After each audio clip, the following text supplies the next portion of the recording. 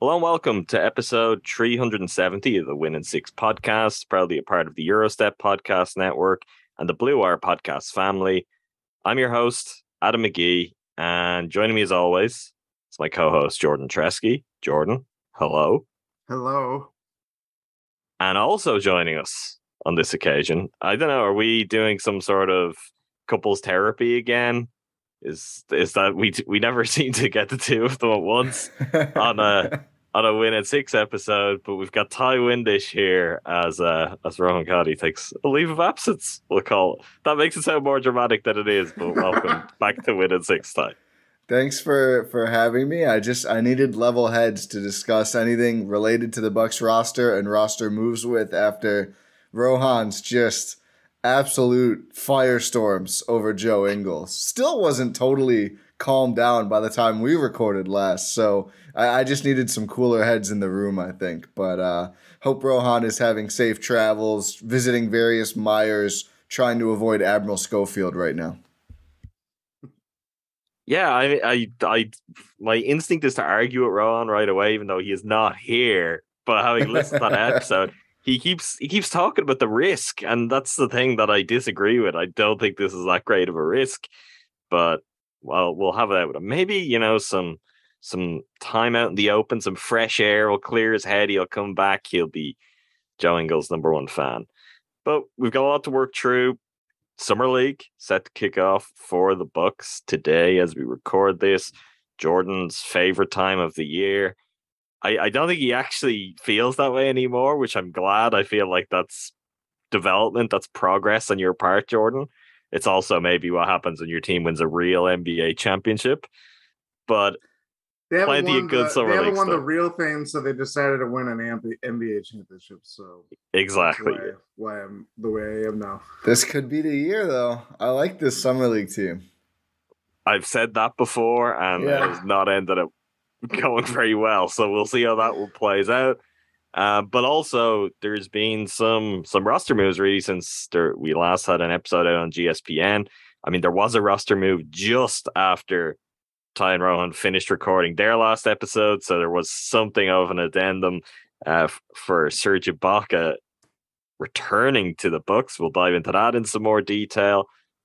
We have since seen Rajon Tucker and Luka Vildoza be waived, although with the latter, there's some weird rumblings that I don't know if we should put any stock in, but we'll talk through all of that. And there has also been a report that the Bucks had trade interested Eric Gordon on draft night, and I think we've got a mailbag question there, so we'll get to that as part of a jam-packed mailbag. Thank you for all of your questions. So let's get into it. Let's start with Serge Ibaka.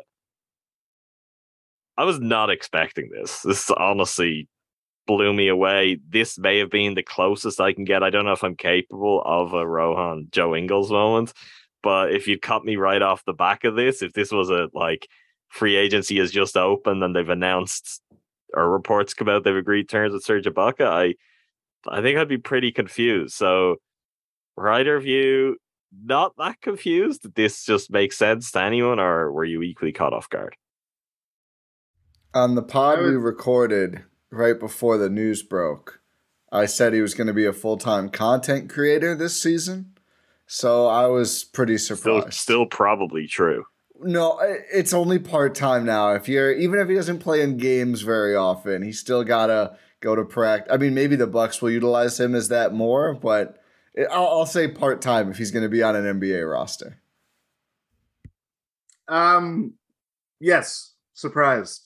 I think there was a report maybe a couple of weeks ago that turned out to be erroneous, but there was some Italian team that had reached out to Serge Ibaka, and he said, oh, well, I guess it was erroneous. He said that he wanted to play in the NBA.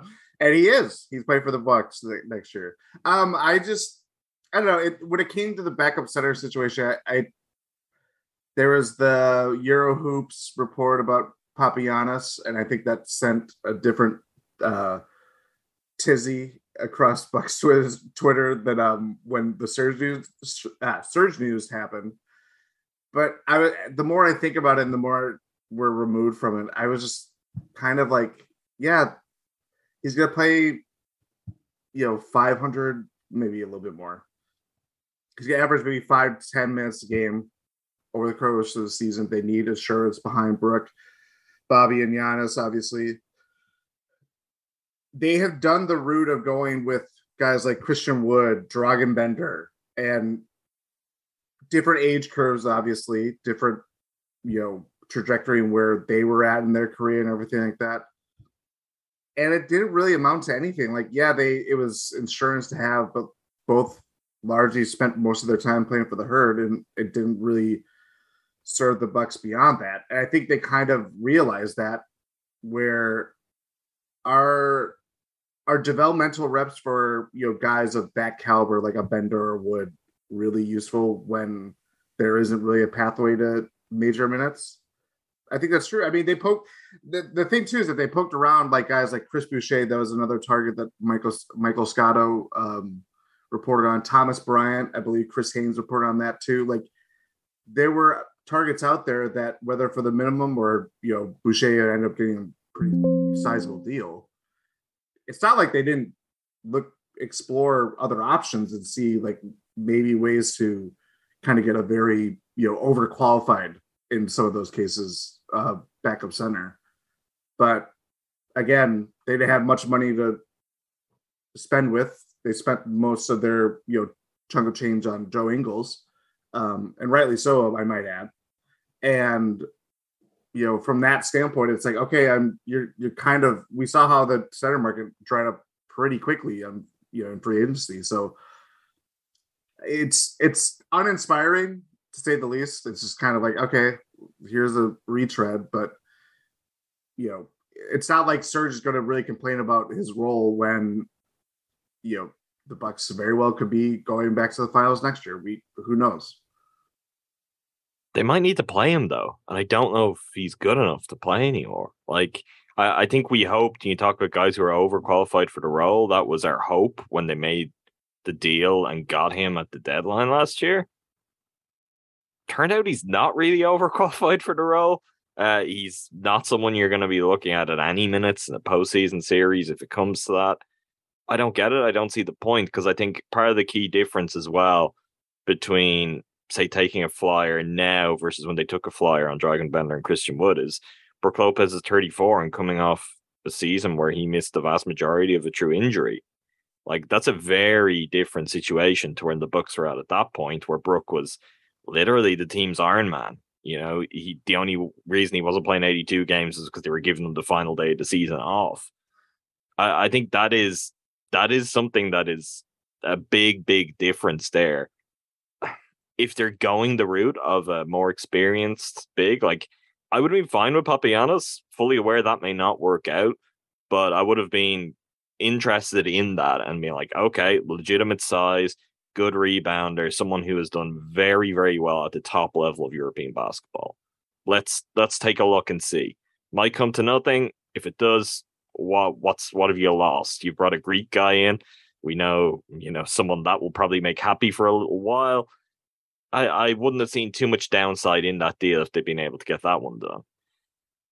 I just don't know if this is the older guy that you're kind of like, oh, well, that's the one to go for. Then a name that I mentioned, and there's a lot of uncertainty on this one, and I don't shy away from that. Reports come out that Aaron Baines is now thankfully healthy again, looking to come back to the NBA. He's going to work out for teams in Vegas. I kind of would have liked the Bucks to have a look at Aaron Baines, and that's maybe a different type of big, something that we have joked about, but I do also think is true. Particularly, I've seen some people citing like Serge's numbers with the Bucks and being like, hey, look, he just kind of gives solid box score production. It's all empty calories. That was garbage time, because as we would joke about, he came in and just gunned late in games. He'd be like, oh, great, let's see Luka Vildoza. And Luka Vildoza would not touch the ball because Serge is just like chucking up shots. I don't know. I think is it worth using the roster spot? Like, for this to be the move right now? I would have waited a little bit longer, particularly as we know they're unlikely to want to go into the season with 15 guys anyway. Maybe things have changed there. It's definitely, it's leaning towards a place where it's tougher for them not to, but I'm sure they'll go in with 14 guys and leave a roster spot open. I think with the issue with this spot for the Bucks is when you don't draft the guy, right? So you have to sell anyone else who's coming in on the spot.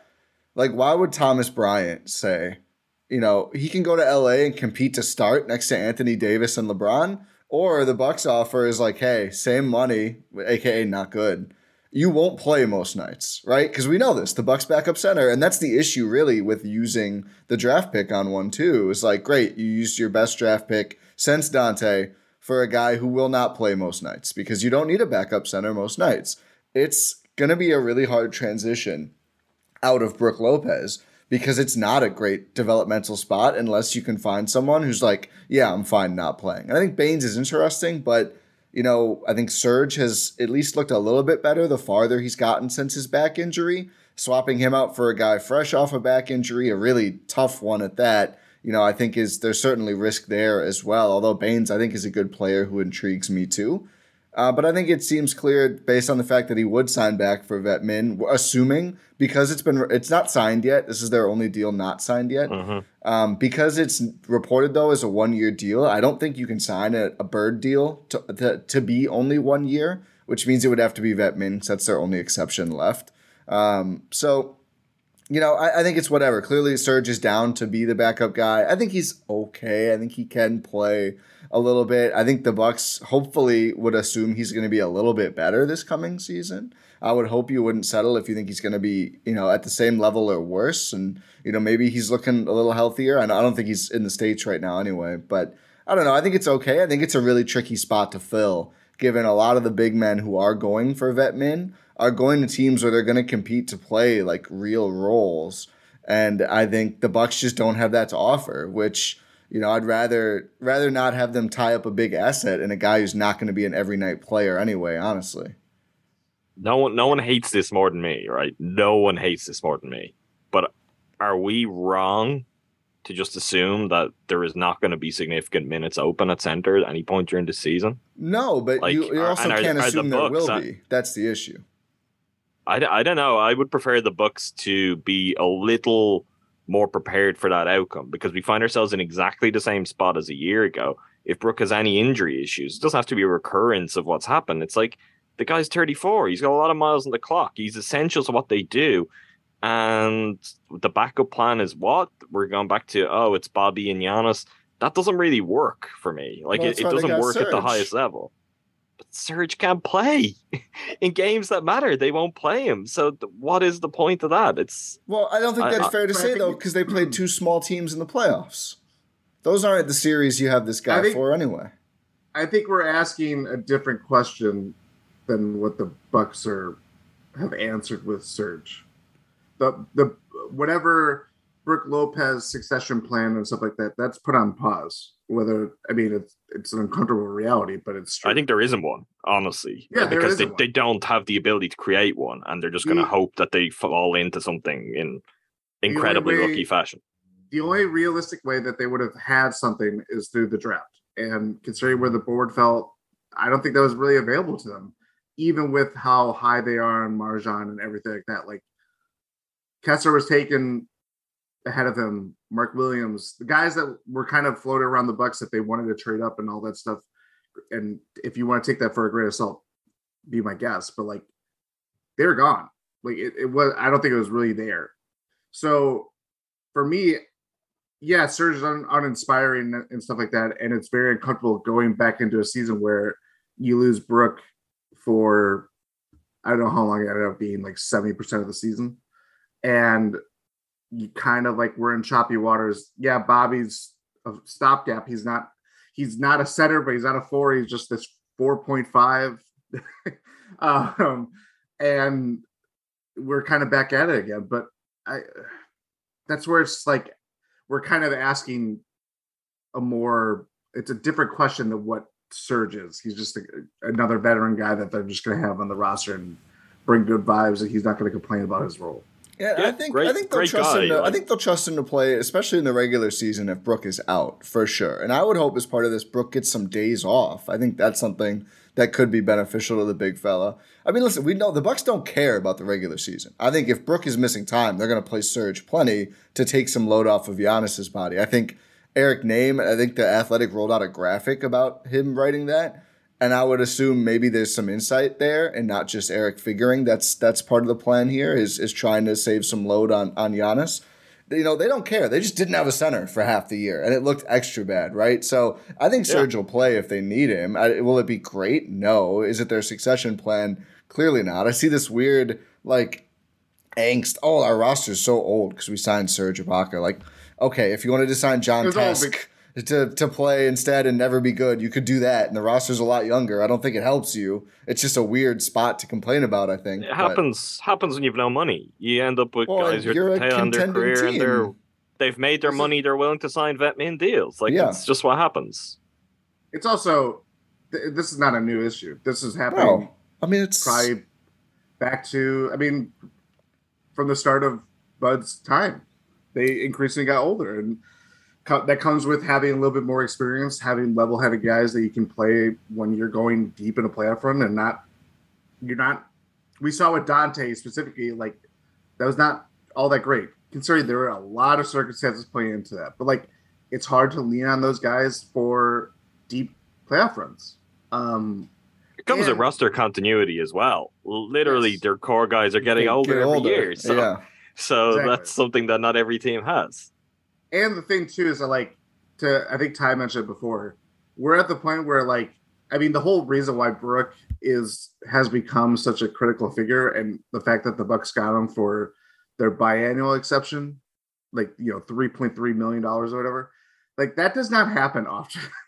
You're not relying on guys that Thomas Bryant report of he's signing for the vet min and he's going to compete for the starting center job. That's if anything, that's an outlier, not what the norm is. It's a bad place to be as a franchise if you're bringing in guys on vet min and say, here, you're going to compete first. I know, I guess it happened with the Bucks and West, but that was more because things didn't go to plan with Grayson than anything else. And just injury, COVID, all that stuff. So that's not exactly what you want when you're hey, we're looking for veterans to kind of, keep the, righty the ship and all that stuff and righting the ship. Yeah. What have you got against lefties, Jordan? I know. Jordan. Yeah, I was gonna say Jordan also hates Joe Ingles, apparently.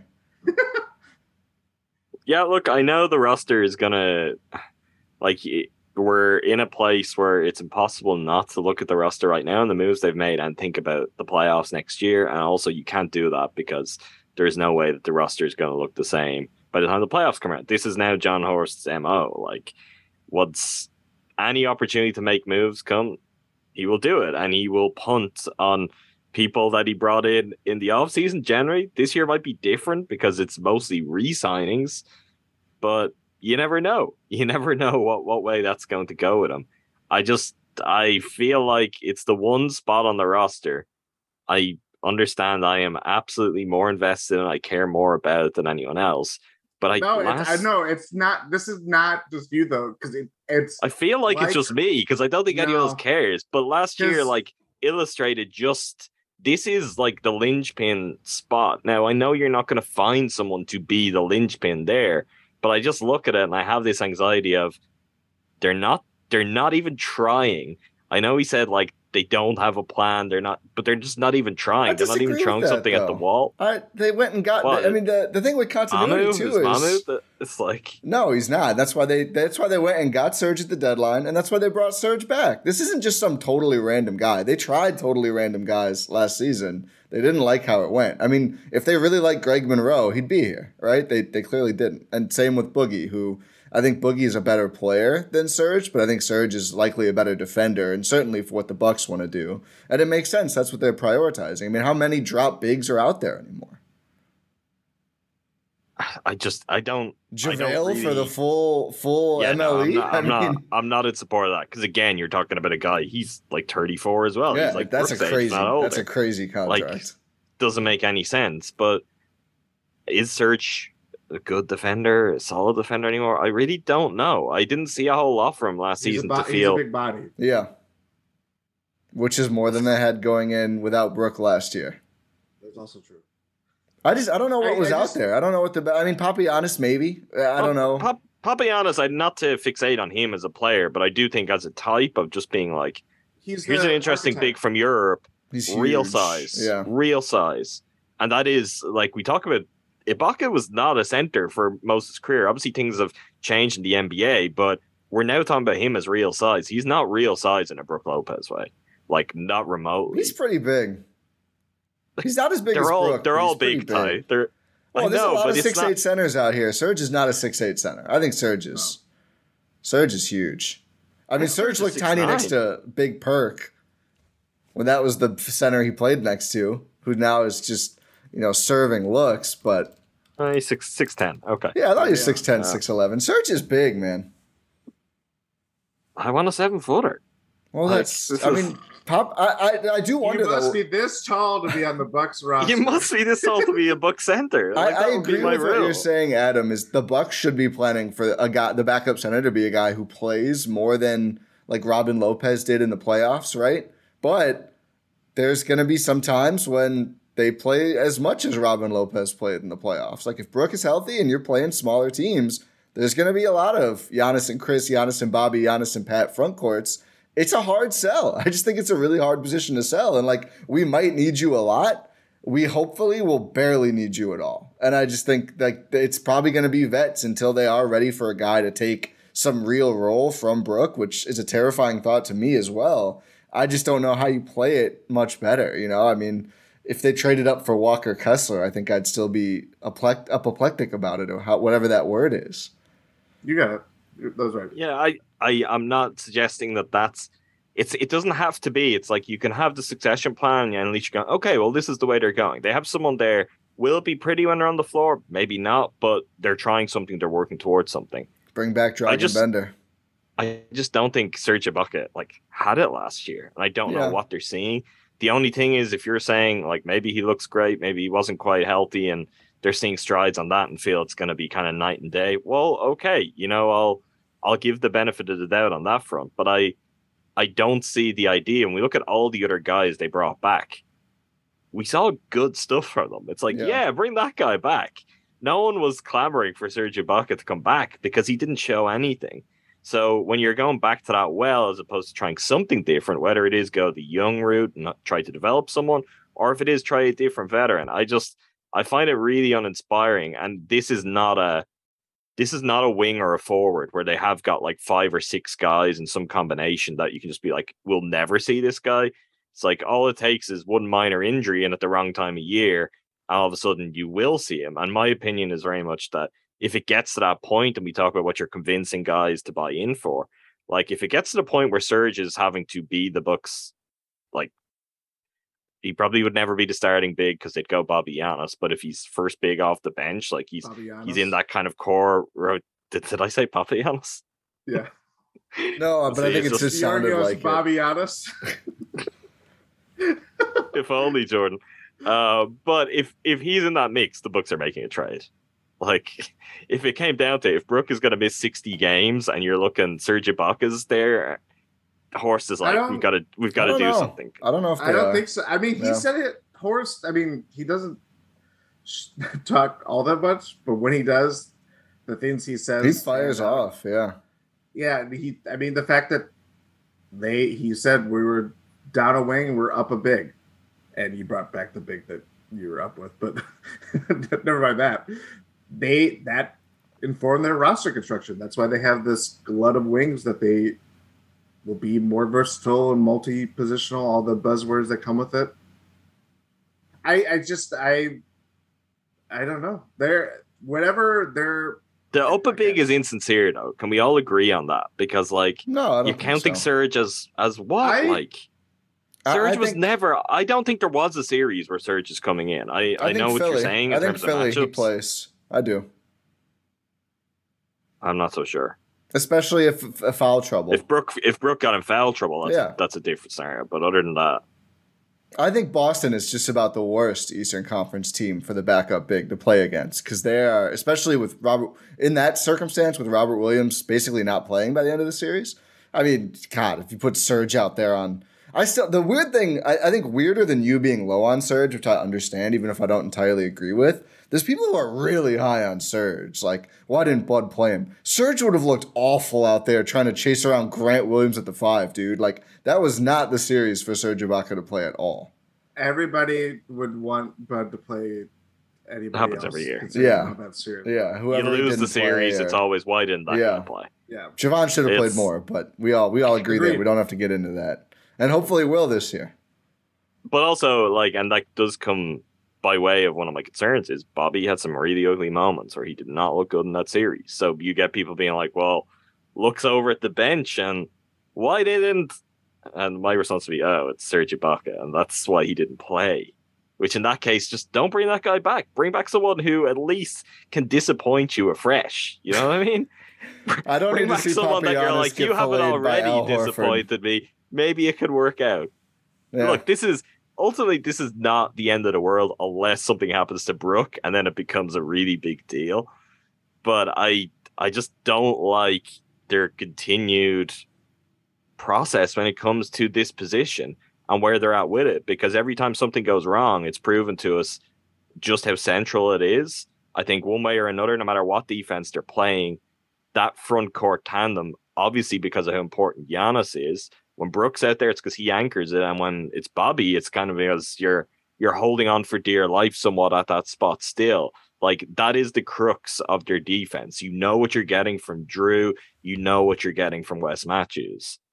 But whether you are the absolute best version of the Bucks defensively tends to kind of come down to how you're managing the defense from the center position, or at least from the front court if you're going smaller. And with Bobby coming back, great. We all love Bobby. He does a lot of good stuff for the Bucks. We know what his weaknesses are, and we know the problems that could still arise with him being there. And then with Brook at 34 and coming off injuries, and it's like, here's Serge Ibaka.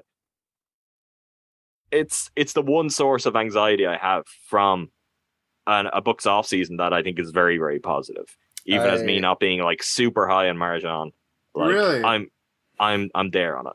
I do think I think Bobby Giannis is more important than whoever. Bobby Giannis working is more important than whoever they were going to bring in to be the backup center. Seriously. And I do think Bobby's defense wasn't the issue for me against Boston. He just was uncharacteristically not playing unplayable well offensively as well. Yeah, sure. I feel better about betting him to be better offensively than I do defensively. And I do think that 4-5 looking pretty solid defensively is the one positive from Bobby in that Celtics series.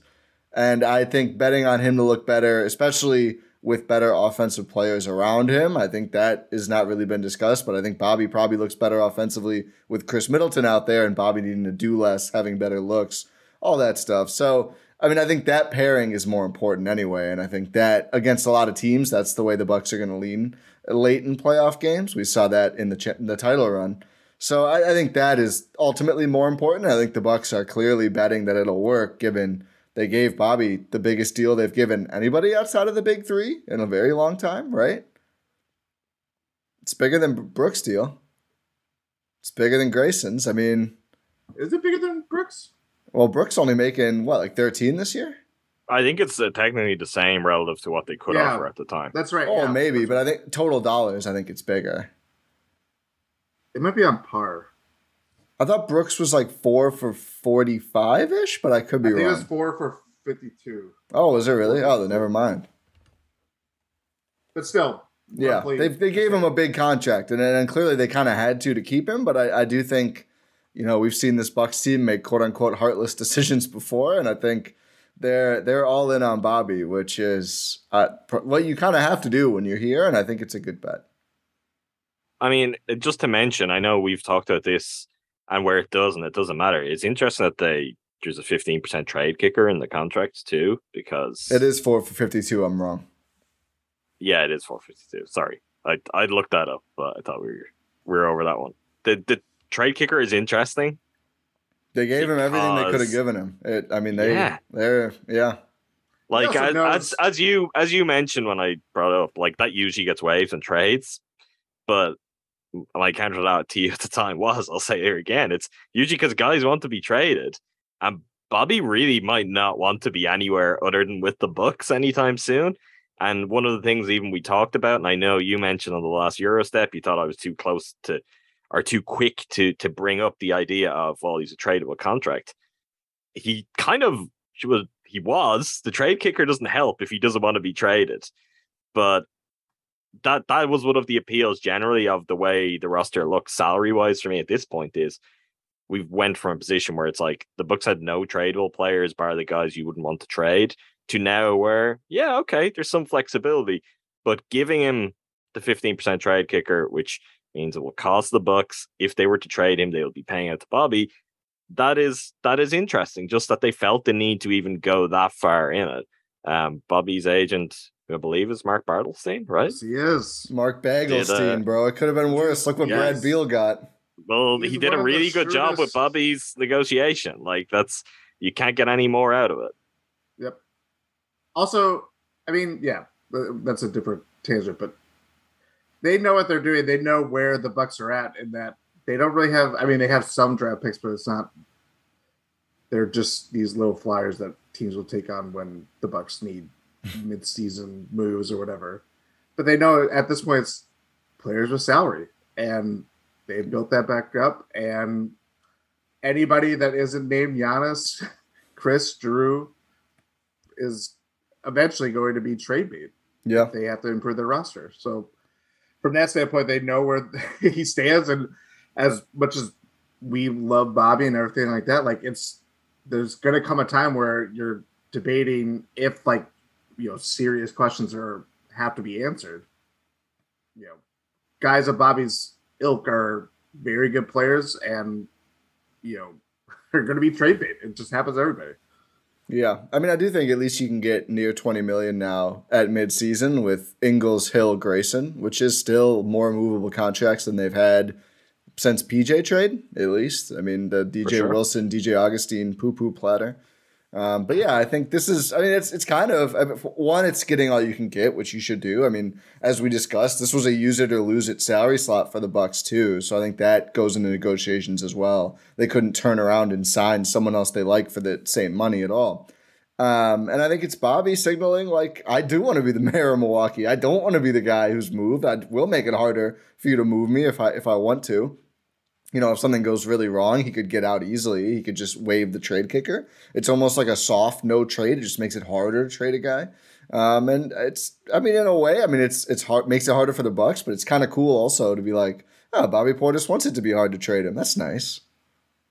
It makes sense. You look at his career journey and what he's talked about elsewhere. It's like he doesn't want to be other places. He's like, absolutely not. This is I'm in this situation until this is no longer a good situation, and that's the security he's given himself. Interesting, the Bucks would do that. Will we transition over to some Summer League talk, which I guess will bring us into two guys who were waived by the Bucks as well, and yet are still currently slated to appear in Summer League with the Bucks. Yeah, now that we did 30 minutes on the Serge Ibaka signing, I think we can safely move over. Wow. Is Ti taking shots at winning 6, Jordan? Yeah, I mean, this is what we do. We'll just boot him off. It was a great. I'm not taking shots. It's just hilarious. Talking about the 14th guy with just endless detail. Yeah. Listen, we are who we are. We can't do anything about it. We're 370 episodes in at this point. It's set in stone. Luka Vildoza, Rajon Tucker, both waived by the Bucks this week. Surprising and unsurprising in that it seemed inevitable that at least one of them, Jordan's got a finger in the air. Why would they do that? Why? Oh. Can we officially? Why would they do that? Have you been working on it, Jordan? Have you been working on a long? I have my windy thespian voice back on. Why would they do that? Why? Can we lay all the conspiracy theories to rest now? Like Beauchamp not being signed, plus some of these rumors. Like there was people on Bucks Twitter who were like, they're getting in the KD sign and trade. They're gonna get in a sign. Like no, they're not. They're just doing Bucks stuff. It's gonna be a long time before there's any KD deal anywhere. Yeah, and KD wouldn't be a sign and trade. Negotiations are planned. If there is one. Yeah, there might be one eventually, I think, but it's gonna take some time. Yeah, we could be just about to start the season, kind of thing. Genuinely though, I mean, I think we're all in agreement that Rajon was very likely to be waived. Luka, that there was a good chance, as much as he would have made sense if they decided we want to keep him around. They didn't have to do either of these things now at all. I expected this like in training camp during preseason, at the kind of spot you'd usually anticipate that. I mean, the counter to that is maybe they've just seen enough on both guys and they want to use other players in those spots and have a look at some other guys. I don't know, but I was a little caught off guard by the timing on this front. I think, well, we'll see with the Luka thing. So, I mean, I think you kind of have to acknowledge the report from his agent overseas is that quotes that have been reported from his agent. I love Google, Twitter translate tweets. They were just like, that's doing a lot of work for us. What? Yeah. So for anyone who didn't see that, there are tweets out there from relaying quotes from Luka's agent saying the situation has not changed, and essentially that the Bucks, I'm paraphrasing here, that the Bucks love him and everyone needs to just wait and see. And on Friday, which is today as we're recording this, Luka will be a Buck again. Now, I wonder too, is there a loss in translation? He is technically a Buck on Friday because he'll be playing for the Milwaukee Bucks tonight in Summer League. That is a very good point. Also, like, his agent's Alex Saratzis. So I feel like it's... No. His agent is not Alex Saratzis, but he's part of the same agency. Real GM listed as Saratzis. That's weird. Maybe he's kind of senior. I don't think he's actually... I never knew that at the time. I don't think I knew that when he was signed, which is usually something we get on top of very quickly. But we should probably assume like any international guy who appears in the roster at any point now is somehow related to Saratzis. Do you want the translated quote? If you've got it, Jordan, you might as well give us it. What do you want? The good news or the bad news? The bad news is that the Bucks are going to cut you. The good news is that they're going to rehire you on Friday. They're super happy with Luka Vildoza. Stay with them all season. Oh, this guy, David Caro, who's reportedly said that, is CEO of Fair Play Agency and Octagon Basketball Europe Senior Director. So apparently, he's Saratz's boss then, by the sounds of it. Well, no, I think Saratzis is probably Octagon in general, not Octagon Europe at this point. Or different division.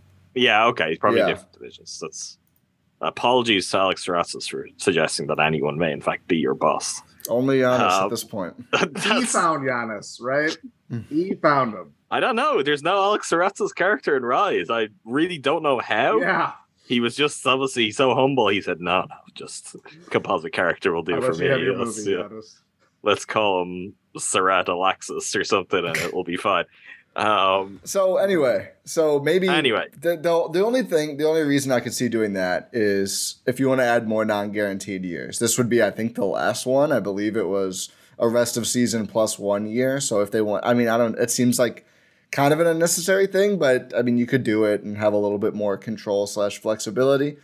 I think with Rajon, the best theory I've seen is that like they know they're not like it. So let's say Luka's ahead of him for the 15th spot. There is no 16th spot. We don't even expect them to roster 15. So even if they do dump George Hill at some point, which I don't think is likely right now, I think it's more likely they wait.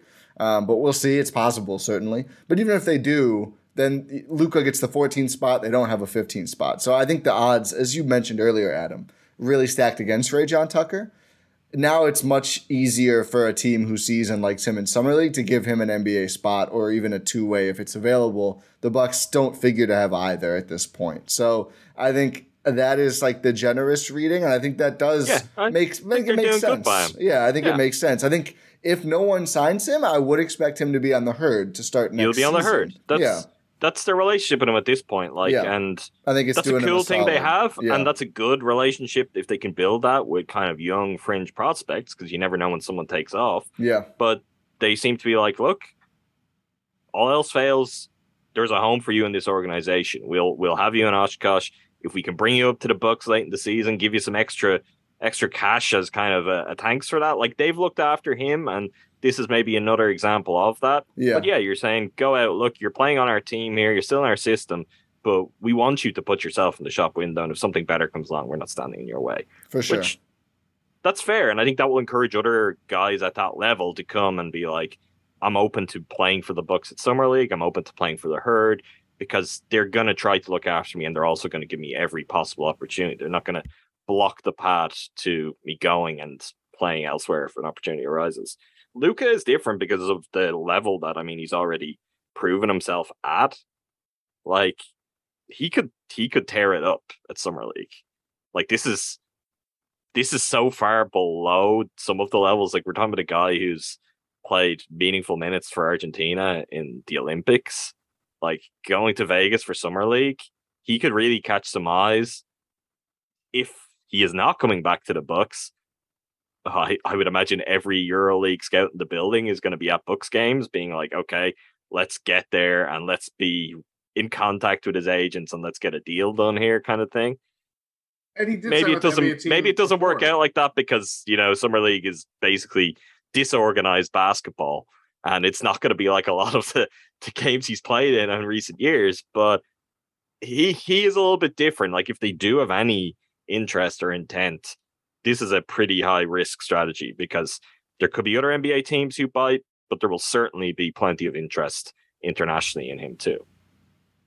And if they don't figure to have a spot for him either, maybe it's the same deal as Ray John. I think that would be disappointing to all of us, but that is the alternative if they're not going to sign him for more guaranteed year or non-guaranteed years, or maybe guaranteed years. Maybe that's why he would do it. Who knows? A longer contract, essentially. Maybe I just don't think I don't think he needs Summer League for that, though. Like, he's got a reputation. Like, he doesn't need to necessarily risk it like this, which it does seem like it's. I think he really wants to be on the Bucks. Yeah, or in the NBA, or in the NBA. That's where I was. Yeah. He got signed by a team before the Knicks, and then he had the injury. Yeah, foot injury, I think. Yeah. Yeah. Heel, I think it was. Heel. Yeah. So again, this is part of Summer League. This is your job is unsecured. You just got waived and all that stuff. You're playing for your next job. So yeah, he is very overqualified for Summer League, but it kind of makes for an interesting, I don't know, setting for him to dominate if that's the case. See some Luka magic. Give me all of the Luka Hugo backcourt minutes. Oh boy. I've made fun of Summer League for years, and I could be all in. It's at least gonna be entertaining this year. I think Luka Tuck I'm even more excited about. Some of those oop potential, like the way Tuck can dunk, man, like those are gonna be fun, man. I think honestly, I joked about it, but not even joked about it. I think their team is stacked. Like the guy they have coming in to play Summer League and probably with the Herd, Iverson Molinar. I'm like, is he gonna have minutes? I think you look at, even if Luka does depart and is scooped up, like Marcus Graves is a good traditional like point guard, and it's nice to see them have multiple true point guard options on the team. I think that's going to make everybody else look a lot better. But DeJuan Hernandez, you want a young big, here you go. I mean, had a almost double-double average season in the G League previously, I believe. He's 6'10", 25 years old, a pretty good player. Dusty Hannas is interesting, but just the Bucks guys alone. Wigginton as your third, basically, point guard is a really good Summer League third point guard. I like this roster a lot. I'm excited to see Hugo, too. And obviously, the one that everyone's most excited about is Marjan. And Mamu. Yeah, this is going to be a fun team. Everybody's looking over Mamu. He looked pretty good in his Summer League minutes last year. He looked really good in the G League by the end of last year. I mean, I think Mamu is good. Like, this is the thing, even when we talk about, like, full court stuff. I was going to say, we didn't talk about Mamu at all. Well, one, because the Bucks they still have him on a two-way, and they're not showing any interest. But I do think, like, the very initial draft night conversations we had about him is still the problem, which is he just doesn't have the size. Like, he's just too weird. Yeah. And I love you for that, Mamu, but you're just too weird for this to kind of work out, particularly on a team that has Giannis. Like, that's the issue as much as anything else. It's like, you'd love to kind of get him some run as a 4 somewhere, but you've got Giannis, and then you've got Bobby, who's this kind of hybrid. It's just not there. And then you've got lots of wings who I think we'd like to see the Bucks play small and then play up a spot. it's not easy, but I do think he's really skilled and he could put in a really good showing, and it wouldn't surprise me at all. Oh yeah, And I think then he'll look we'll great get all here. of the clamoring for, what did he do, Mamu? Why isn't Mamu getting a real roster spot? I just think it's tough. Like the concerns that were there, and part of that I think we always had was, get him in NBA strength and conditioning, his frame will fill out, see what happens. He's just kind of naturally railed in. Like, obviously he's stronger than he was a year ago, but he is not a guy who is ever gonna like bulk out and all of a sudden be this hulking figure. And even for some of the elements of his game, like, it was never gonna suit him to be that. But yeah, it's also, the weird thing is having quality guards in abundance like they have, because if you're really serious about Mamu long term, you kind of want to give him the ball, let him do some of his weird and funky stuff here too. Yeah, yes and no. I mean, a lot of the Ty could probably speak better for on this than me, but like, he did show to be a very good partner and like pick and rolls, and it's his creativity, not necessarily with the ball in his hands. It's like kind of like the quick processing, like in the flow, yeah, his reads. Yeah, I think it'll be good. Yeah, for him. exactly. I think that's where he needs something like that, and obviously they have, as you said, they have plenty of options to go around. And there's probably gonna be some days where we're not gonna see. Some people may sit. I mean, if in the case of Luka, he may play one game and dominate and just get scooped up by someone. Like, that is honestly on the table for a lot of the guys. And the same thing with Hugo. I mean, he's playing for a contract too, and he has plenty of motivation to not just necessarily about short term, but he wants to be in the NBA. Can he convince the Bucks that, hey, maybe this is like a 1-year plan, and then he eventually comes over stateside? Hugo's the guy I could see. Hugo and Dusty Hannah's the guy I can see pissing me off the most this summer league, because I can just already feel like I just want a Luka. I want a Luka Mamu pick and roll. I want a Marjan action. It's just like, Hugo does his 20th shot. He's up to 23 points tonight. Hugo's the future of the franchise. Oh, come on. You gotta best on. There's not much future in too many places. I mean, he is technically the future of the franchise among like 3 guys. If he ends up as good as the best of the previous guys they've taken last, I think it's kind of a win. But he's a better player than that, whether you ever see him in the NBA, because I think he'll have a career where he can make solid money overseas, and then it becomes, do I really want to go over there to basically go through what Luka Vildoza is going through right now? Yeah. Like, I think that's kind of the discussion there. I don't know if he is looking for a team, just wink, wink, nudge, nudge. I suggested this on draft night. I was maybe Bud will. No, but genuinely, I mean, if he's looking for a team, he's got a EuroLeague head coach that's on the Bucks coaching staff. So he could get to a French team pretty easily if he impresses here. Like, I don't know if he'll be looking to the stands as much as he'll be looking to the sidelines. TJ Parker, Tony's brother, is a guest coach for the Bucks at Summer League. He is the head coach of Avzel in the French Pro A League and in EuroLeague. I think that is something certainly worth keeping an eye on, because that made sense if the Bucks were going to try and get Besson like to a quality team in Europe, see how he fares that way, for him to go back to France. But also, where do they have connections? And Bud, Tony Parker made immediate sense to me. And then all of a sudden, TJ Parker is on the Bucks Summer League coaching staff. So something to monitor there. Genuinely though, like, beyond the bid and beyond the kind of player he is, like he is a Bucks second round pick.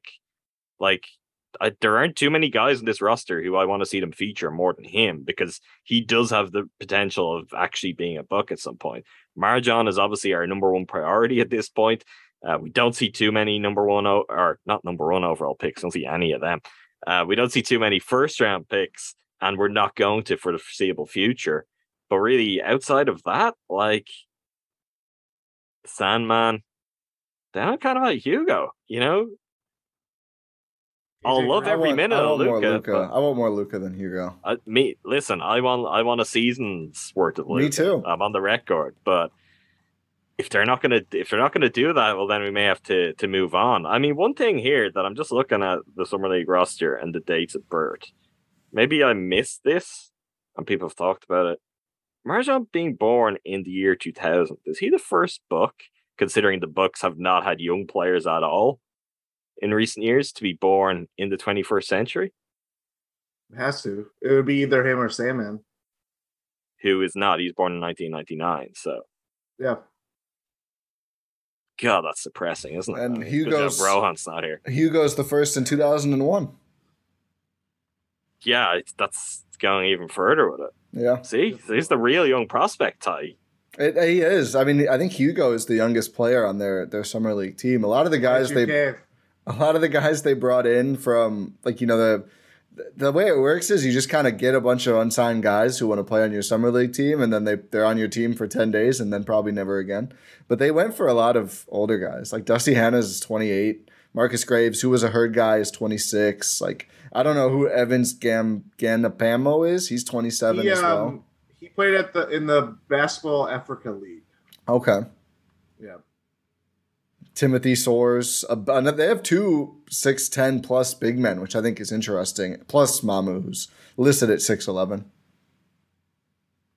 Oh, I mean, they have Francois Onyegu, who is a coach from the Basketball Africa League, also as a guest coach, it's worth saying, on the roster. Makes sense. Maybe there's some connection there too. The Summer League guest coaches thing has become interesting in recent years. This is certainly one of the kind of more interesting combos. I mean, generally, the Bucks staff I was curious about, because obviously we've seen Darvin leave, and I was like, what way are they going to kind of rotate through this? Kind of was Vin Baker... Was Vin head coach last year, or was that Pat St. Andrews? Pat St. Andrews. Okay, so I mean, it makes sense that I assume Pat has moved up a chair and is... Yeah, he doesn't have to go anymore. Probably in the second seat as it comes to assistants? Yep. He is. He's in the film/wine room with Bud during Summer League. He doesn't have to go down there anymore. Bud is opening the door. Like, he's opening the door, then the other assistant coaches are like the lobby area, and then Bud just closes it like the Godfather. So it's Diane Keaton and the Godfather. Yeah. Wow, I don't want to. I could like unravel that particular comparison to book set for ours. Yeah. Rest in peace, James Conn. Assistant coaches: Blaine Mueller, Jason Allen, Sidney Dobner, so strong herd influence there. Yeah. And also, I mean, that goes for really. We always talk about the Bucks don't use the herd for development. They actually do. They just use it for coaching. Yeah. Like, it's becoming a pipeline that they're much more active in using for kind of progression, which is a good thing. I was going to say, I don't think it's been announced that Chason Allen is going to be a herd coach next season yet. Not to say he would leave the org, but I mean, he could be assistant on the Bucks. That's what I'm implying. Yeah, that's also true. I mean, Vin, he wasn't a herd coach. He spent a lot of time there with Christian Wood. He was like, he did some development stuff. Yes. Yeah. So and Christian Wood did develop, just not as a Buck, unfortunately. Yeah. That's another way that they have used it, and it's kind of worked out well. I guess it makes a lot of sense to get Vin more involved, especially somewhere where Mamu will be, assuming he's the logical. I mean, we heard that Darvin worked with the big guys. I think Vin is a pretty good guy to step in and work with the big guys if you're looking for assistant coaches. I mean, Bud does a good job picking assistants. I mean, we've talked about it, but the tree is growing. And then clearly they love Sidney Dobner, who was like someone that they saw in a workout, who then was a herd coach for a year and now has been a Bucks assistant for a couple of years. So the schedule, they do get started today as we record this, Friday night, against the Brooklyn Nets at Cox Pavilion. Then on Monday, they face the Celtics again at Cox Pavilion. That's 6 p.m. Central start against the Nets, 7 p.m. against the Celtics. Wednesday, they play the Timberwolves at 3 p.m. Central at Thomas and Mack Center. Thursday, it's the Mavs, 7 p.m. Central at Cox Pavilion. And then we'll see how things play out. And they may be they will be in action at least once more on July 16th or 17th from there. High hopes, though. I'm reading the room and it sounds like high hopes. And that's kind of an interesting group of opponents too, in terms of we're not getting a lot of very flashy summer league stuff there. I'm really KD sad. Will be there? I'm saying, are the stars aligning? Is he gonna be there with KD?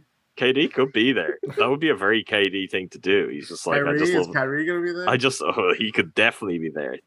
They could just be like, we just love hoops. We're just, That would be very. I think the Nets Summer League team, I think, looks pretty good because they do have a lot of those like kind of interesting young guys, and it looks like pretty much all of them are going.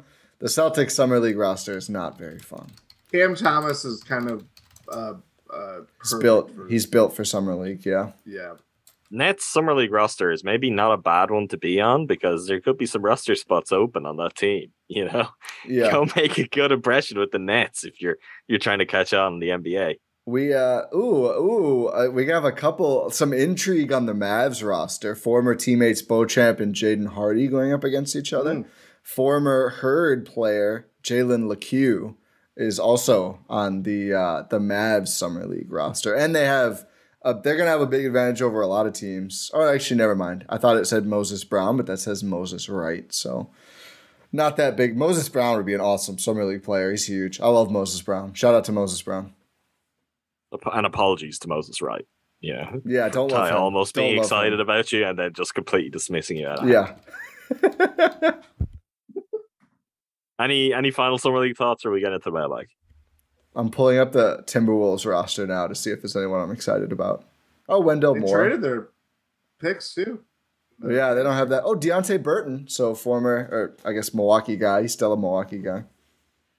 Lindell Wigginton's former teammate, Mariel Shayok. There's some intrigue for you. And I have very different definitions of the word. The ratings on this one are going to be going crazy. Cyclone matchup, baby.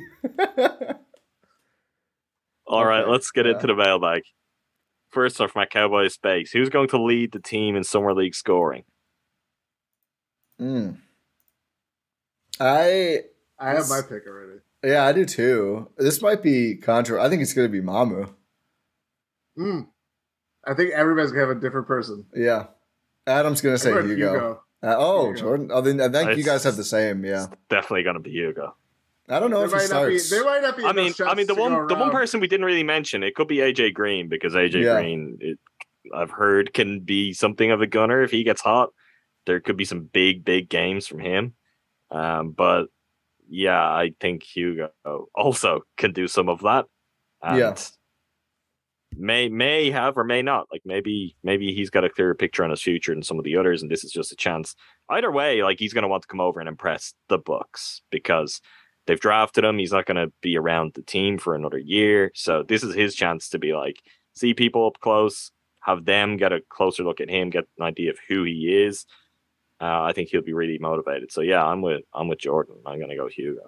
I'm going Mamu because I think he relies a little bit less on shooting variance. He's going to be at the rim more than most of the perimeter players. Tuck has a chance if he plays a lot, but he deferred a lot more on the Herd last season, so I would expect that to continue, knowing that there's so many guys that the Bucks are looking to see score the ball. And I don't see Beauchamp. It doesn't seem like a kind of player who would just force a ton of shots. I hope he doesn't. I'd rather see him do more passing, more. Fit. Yeah. That's why I didn't think about him at all for this. From at Milltown Monster, reports are that the Bucks offered their first for Eric Gordon, Beauchamp or Gordon? ? I'm personally happy they used the pick. Ty, do you want to? Yeah, I do. So here's the quote from Kelly Iko. The Rockets received offers from no less than 6 teams before the draft, including the Heat, Bucks, and Suns, who offered packages including first-round picks. This does not say that all of those teams offered first-round picks. It certainly does not say that the Bucks offered their current first-round pick. I don't buy the Gordon stuff because if you look at salary-wise, unless it's a weird sign-and-trade where Jordan Wara is making like $7 million next year, I think, they don't have the salary to go get him unless you include Brook Lopez. And I think there's no shot the Bucks said, hey, we'll trade you our pick that could end up being this guy who was super high in the draft and our 4th most important player for Eric Gordon, who the Suns were like, yeah, we won't even trade a first. We don't even like first-round picks. We won't give up a first for this guy last year at the deadline. Like, I don't see it with Eric Gordon. What's Gordon's salary now? $19.5 million. Oh, higher than I thought. Yeah. It doesn't make sense. I'm over it. He's 33 years old. I don't think he is as good as I think his reputation still is. He's just a guy that for so long I think everyone would have liked in their team, that is now carrying over in a spell where I don't know. I'm not quite so sure. Like, if the Bucks were to go and get him, what does he ultimately end up being for the Bucks? Where the spots you get him? He's obviously a very good player and can do a lot of what the Bucks have been looking for through various players in recent years. But I don't really get that rumor on a lot of levels. To counter just what you're saying, I just think the language is not very clear in the reporting, and this is just kind of what happens when you've got one line of reporting. It's not fleshed out as a Buck-specific report, so we don't have to get into it. I do think you could interpret the language of all of those teams offer first-round picks. But you could also do as you've done and say, that's not how it plays out. The other part of this, real quick, is they had another pick they could offer as well. Yeah, it doesn't specify what year picks are in. I think it's more likely it's like a protected 29 pick than it is. I would be shocked if they would give up the salary and the pick to get Eric Gordon. Also, the Rockets own the Bucks' pick for next year. Yeah. Too. So we already gave him a pick. They should just give us Eric Gordon. Buy him out. Yeah. It's a deal that would have made more sense with Ingles because you have more salary that can get closer to Gordon's number. Yeah. Like, obviously, based on it being draft night and everything like that, like there would have to be like some funky, probably a 3-team deal to make it happen in terms of them getting Gordon. Even that you're $4 million away if you do George or Hill and Allen, and I just don't know where that $4 million is coming from. I'm not throwing in Pat, that's for sure. And also Beauchamp or Gordon as a question. Like, I get that we're dealing with one outcome that we know is certain and then another outcome that we've proposed here. We have no idea that if they did trade for Eric Gordon, as we just laid out, they would have had to do a whole lot more. So the overall shape of a lot of things would be different. I don't think it's a fair kind of either or situation. And this is the thing that one way or another always happens around the draft and Bucks deals with the draft. And Jordan knows this is my least favorite thing on the planet, where people are like, the Bucks traded away Dirk Nowitzki. No, they agreed to trade away a pick and they selected Dirk Nowitzki on behalf of the Mavericks. You're giving the Bucks credit for identifying Dirk Nowitzki as Dirk Nowitzki when you say that. And frankly, at that time in their history, the Bucks are not deserving of that credit. Yeah. So it's always something when you get into the hypotheticals and you're kind of working back with draft picks, it's really difficult to know, like, there may be another guy they really liked that they keep this pick, it goes a different way, or they trade down, whatever it might be, whatever kind of various deals would have had to come about for this to happen, where they end up with a first rounder still, and it just gets so messy that I don't like the Beauchamp or Gordon. I don't think we can answer it. I mean, I don't think it's a good exercise to kind of. I never interpreted it as that. I just thought it was, they're poking around Eric Gordon. It was not going to happen. I mean, to answer I'd rather, it's not a 1-for-1. That's why it really would never happen. I'd rather have Beauchamp because, like, I think you made the quip about the old. You made the quip about the old team too, which is like, it is what it is. But also, they don't need to be turning down, 22, 23-year-olds for 33-year-olds. That is not the ideal scenario too. Like we have said, at some point they needed to use a pick. Time will tell whether this was the right way to use the pick, but I don't have an issue with it. Particularly when you look at the other deals they did, like who they brought back, and then you get Joe Ingles. It's like, what are you doing with Eric Gordon? Like, I'm not interested. The missing piece. I don't want a 2-guard if I'm not like. If my take on them is maybe they're better than Grayson, I'm not interested in the trade. What's the point? Just use Grayson at that point. And I don't know that Eric Gordon is better than Grayson at this point. Yeah, Grayson's younger. Yeah, so why am I tearing up the team and giving him more assets to the guy? Yeah, maybe he's better than Grayson. Why? What's the point? It's pointless. That's why I don't think they're going to trade him for a while unless there's something that you're like, oh, wow, yeah, okay, we'll take the swing on that guy and throw 5 second-round picks for sure. Eric Gordon seems like he's like going to be the big deadline guy that is moved to some playoff contending team. That's so underwhelming. So it's 100% right. Yeah, that works for me. That's fine. I mean, like if it's obviously there are bigger names that may be available in trades, but it's also like he's just not perfect, but like the quintessential player that gets moved come playoff time or deadline time. I would be willing to bet whatever first got offered to the Rockets probably sucked because it doesn't seem like from all the previous reporting that they've been able to get a real first round pick for him. Yeah. But anyway, I don't know. I don't have the intel. But yeah, it's a really hard number to get to. He's a guy I kind of react viscerally to at this point because it's like I edited probably 5 or 6 trade rumors or ideas, suggestions for Eric Gordon over the years of Behind the Book Pass. And there aren't too many guys like still knocking around as trade candidates who would have been like 7 years ago. So I also think that just kind of says something on this, and it doesn't make sense for the Bucks. As you said, Grayson, good, although not convinced of the playoffs, but we now know he had an injury. Younger, considerably cheaper. Why would the Bucks be compelled to go this route with it? All right, from at Hunter_Y13, surprised to see the Bucks bring back Ibaka. Think they will regret waiving Tucker or Vildoza. We all answered, I guess, up front. I think we're surprised. Ti maybe least of all, but I don't think Ti was sitting around waiting either for Serge Ibaka's deal to come in, right? That's surprising. I thought it was done. I don't think it's always an encouraging thing to say when someone the Bucks aside. Well, a lot of that too, though, is that like he's just such an interesting person. I could see him not like just going to do Serge Ibaka stuff. International man of mystery sort of. Yeah, I mean, it's like literally Carmen Sandiego, except it's a scarf instead of a hat. Like big Boris Diaw energy. Yeah, exactly. Yeah. I think Boris could probably still be playing right now if he really wanted to. But he's like, I'm gonna go do Boris Diaw stuff, whatever he's up to. Maybe you'd be a better use of that spot. Okay, all right. Get yourself an espresso with Boris and calm down. Listen, big Boris Diaw guy. I always love Boris Diaw. As Bud is too, by the way. Will they regret waiving Rajon or Luka? I mean, maybe Luka. I mean, maybe. It's just like regret is tough. Like I could see Rajon being a good NBA player, but like, do the Bucks need more wings? No, not really. Especially when Ingles hopefully gets healthy by December or whatever. But even now, like trying to do the rotation right now, it's like, are there minutes for Beauchamp? And I just think you're obviously going to prioritize Beauchamp.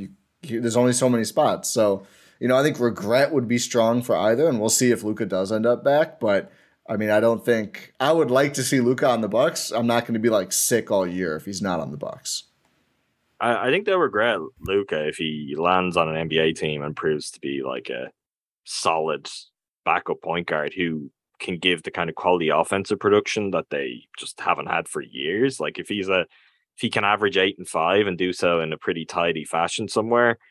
And the Bucks still have George Hill, I think that would be something that they may come to regret, but I don't know if they can think like that just yet. There was also no reason for them to do it right now unless there's a reason we don't know of just yet. So I guess we'll have to wait and see on that. Maybe Luka's agent is right. I mean, also the other side of that, in mentioning the Saratsas element, the Bucks will do whatever they have to do at any time to keep on the right side of Saratsas. Maybe there's a better offer coming for Luka elsewhere, and they were just like, "Oh yeah, we won't hold you here. We're not gonna keep you in limbo through to training camp. We'll cut ties right now, and you can assess the market. And if you want to come back to us down the line, we can work that out then." Make Saratsas happy. Sounds like that's like Stranger Things monster. Like, oh, it's Saratsas. We have to defeat Saratsas. No, we have to maintain the fragile alliance with Saratsas is more like it. We're living in harmony on Saratsas' planet, and we can't disrupt the ecosystem, or Saratsas might eat us. I don't know. I mean, like the Bucks run Giannis' socials for him. I don't know. I think they feel pretty good about where they're at. You sure about that? Have you seen some of Giannis' stuff on Instagram? I think off season he takes it back, and some socials, some may have some ownership over. I think there's a dual posting on like game day where the arriving at the arena can just get with the words that come, pop up. Oh yeah, the stuff that's literally books. Sure, this is not in whatever not Pro Tools. God, what is it called? I need to finish the joke. Don't know. Sprout Social or whatever. Yeah. Premiere Pro or Final Cut? Is that what you're Final for Cut, video? Damn it. Yeah, I mean, I don't think I won't name names here. But we'll all know who it could be, but I don't think they're putting eggplant emojis out on Giannis's Instagram for him. But maybe they are. Who knows? Who knows what the level of the arrangement is here? I think when he's in Greece, it's all him. From an MVP, waters. From an MVP 21. This is a really tough question. Out of Grayson, Pat, Wes, Marjan, Ingles, and Ibaka, rank them 1 to 6 in terms of minutes played this season. I looked at this before the pod. I think the order is pretty close, actually. In terms of total minutes. Serge is rightfully last. He is, but then obviously Ingles is going to miss some time. But I still think Serge is last. So I think you switch Grayson and Pat, and then it's the right order. I think it's Grayson, Pat, Wes, Marj. That's where I'm being tripped up here. Marjan versus Ingles is probably the toughest part for a lot of reasons. Because Ingles is hurt, and does Bud play rookies? Outside of that, dude. I think Marjan is fourth. Yeah. I think he's fourth. Yeah. I think the injury seals that. I'd be tempted to... I don't know if Grayson gets ahead of both Pat and Wes. I think he's starting. I think regular season, still total minutes. Necessarily. I think Pat will play more, but I think it'll be Pat, Grayson, Wes.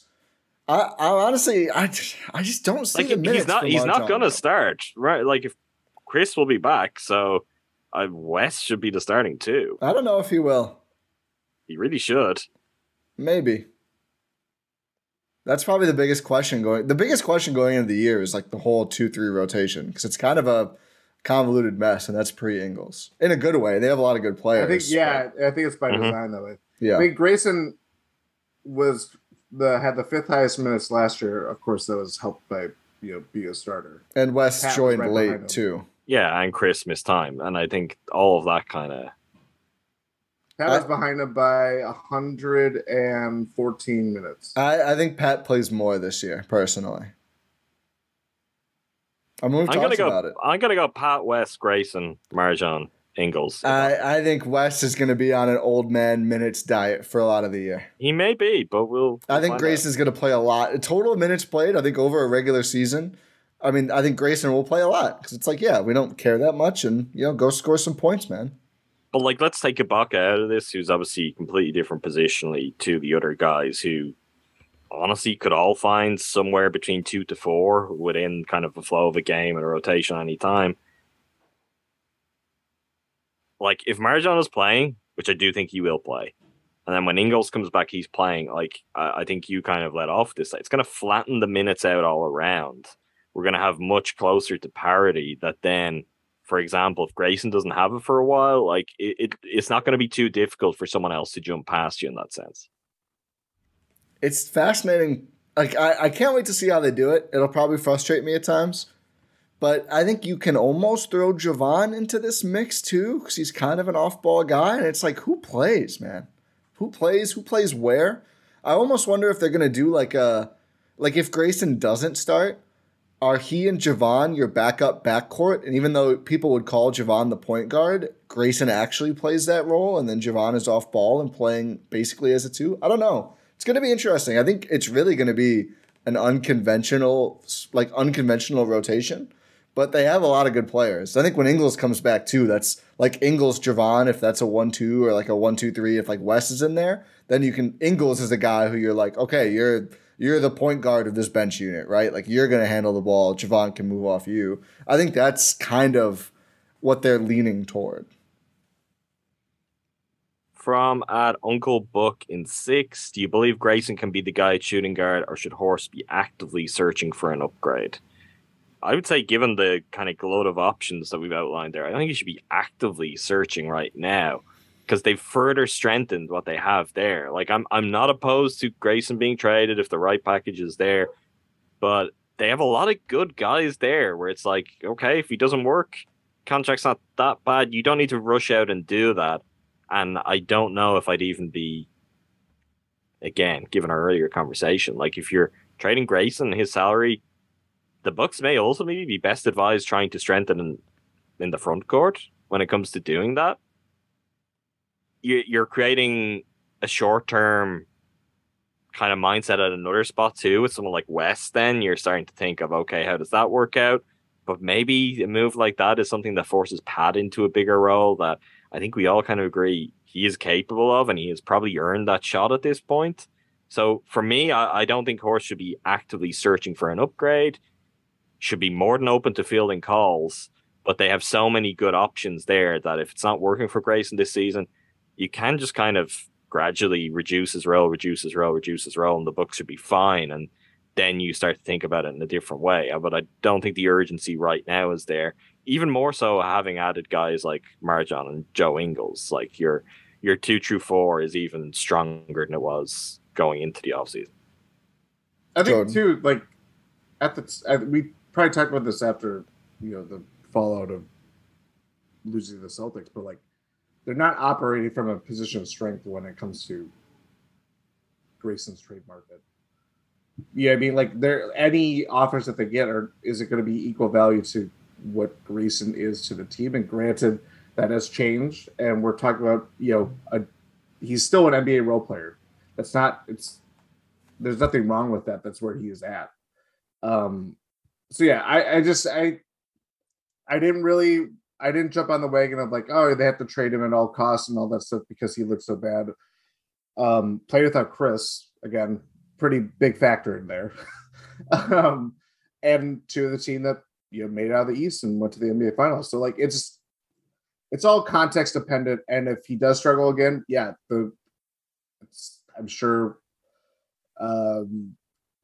it's gonna ramp up again of like trade speculation, or again, he's at a good number to move around if they need some help and they get within some trade scenarios for veterans that are at that number or near it. So I don't know, but they at least have more to work with within their roster than they did last year at any point last year, really.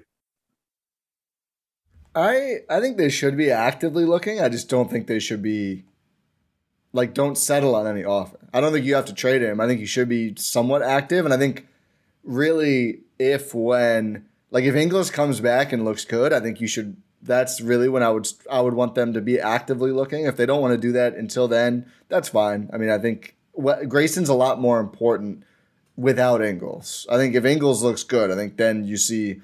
I think Grayson's role probably is reduced even further. But I don't know. I think you probably should. I think that, at least in starters for this season, that is the weakest spot, right? That's the spot where we're like, is he even starting? Is it Wes, who is another year older now? Maybe Pat eventually, who I think we would all like to be playing a little bigger than the two in most lineups. So it's a little bit of an odd fit. But yeah, if you get, a young promising big guy, that could be fun too. I wouldn't expect it just because it's such a weird need to have.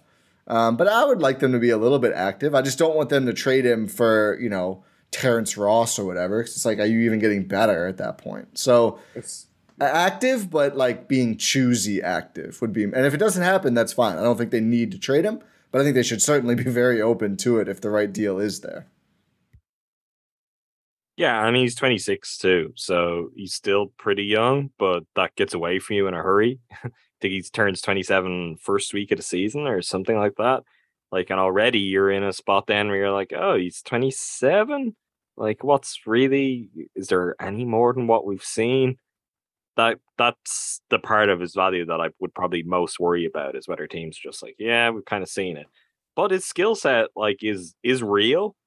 Whether it's real in the postseason or it's real when the pressure's at its greatest, TBD. But it is real, and teams will always be interested in that. I don't think you're ever gonna have difficulty finding a taker for him at that salary, you're never going to have to dump him, which is probably key to, as Ty said, there doesn't need to be like this desperation.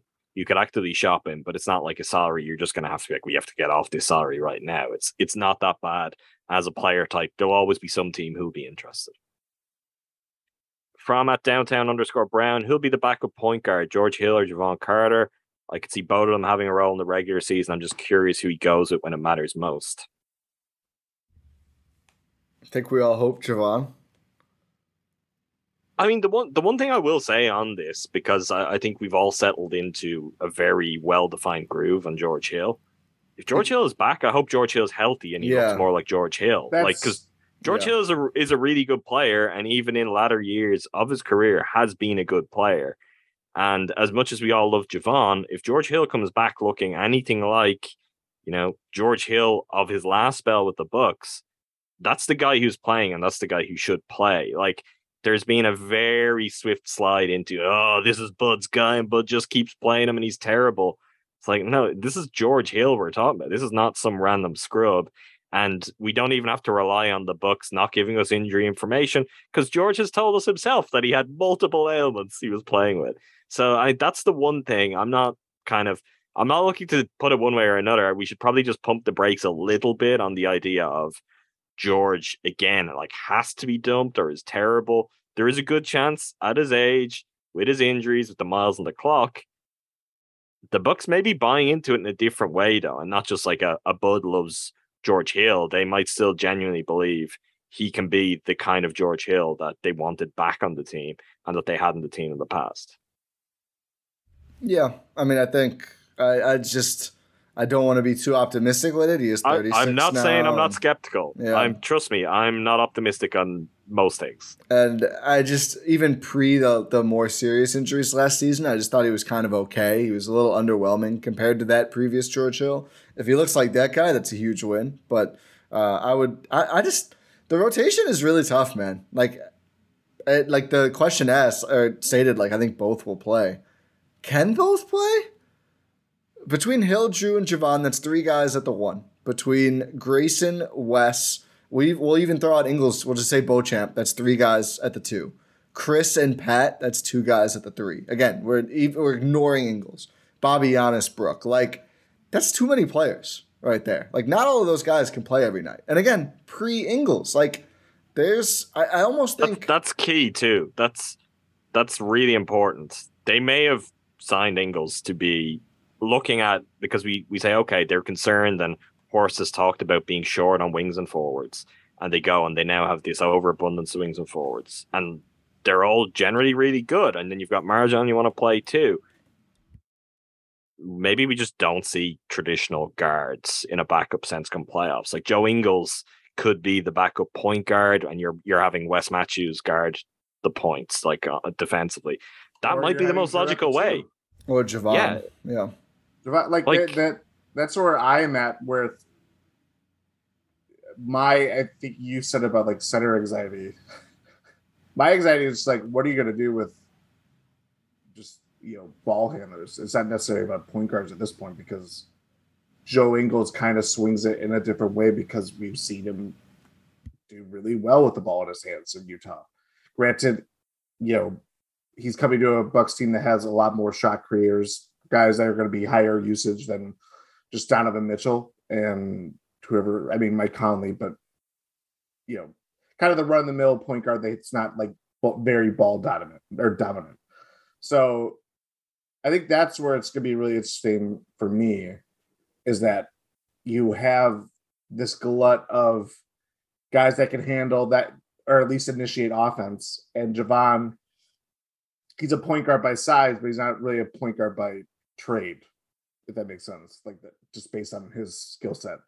So, and just the George factor. I mean, it's this similar to Grayson for me, is that, like, yeah, it's easy to, he did not look good in the playoffs, not telling any tales out of school or anything like that. It was also dependent on he wasn't healthy at all last year. I don't think he was really 100% from the beginning. So that's not necessarily what you want to hear, and not necessarily what we want to see this season if he's on the roster and whatever we'll see over the next couple of weeks and months. But you're not going to any trade discussion about or that I've seen with just dumping him and all that stuff. It's not going to come without attaching a pick to it. You know what I mean? Like you're not operating from a position of strength for him. Teams can look at how he played in the playoffs and all the injuries that he himself put out there and said, this is what I was dealing with and all that stuff. Yeah, are you going to find a team that's going to be motivated? Like, hey, we're going to find George Hill. He did not help his trade value, and that's a very good strategy if you don't want to get salary dumped by the Bucks for a second time in as many years. Just be like, I've got all these injuries.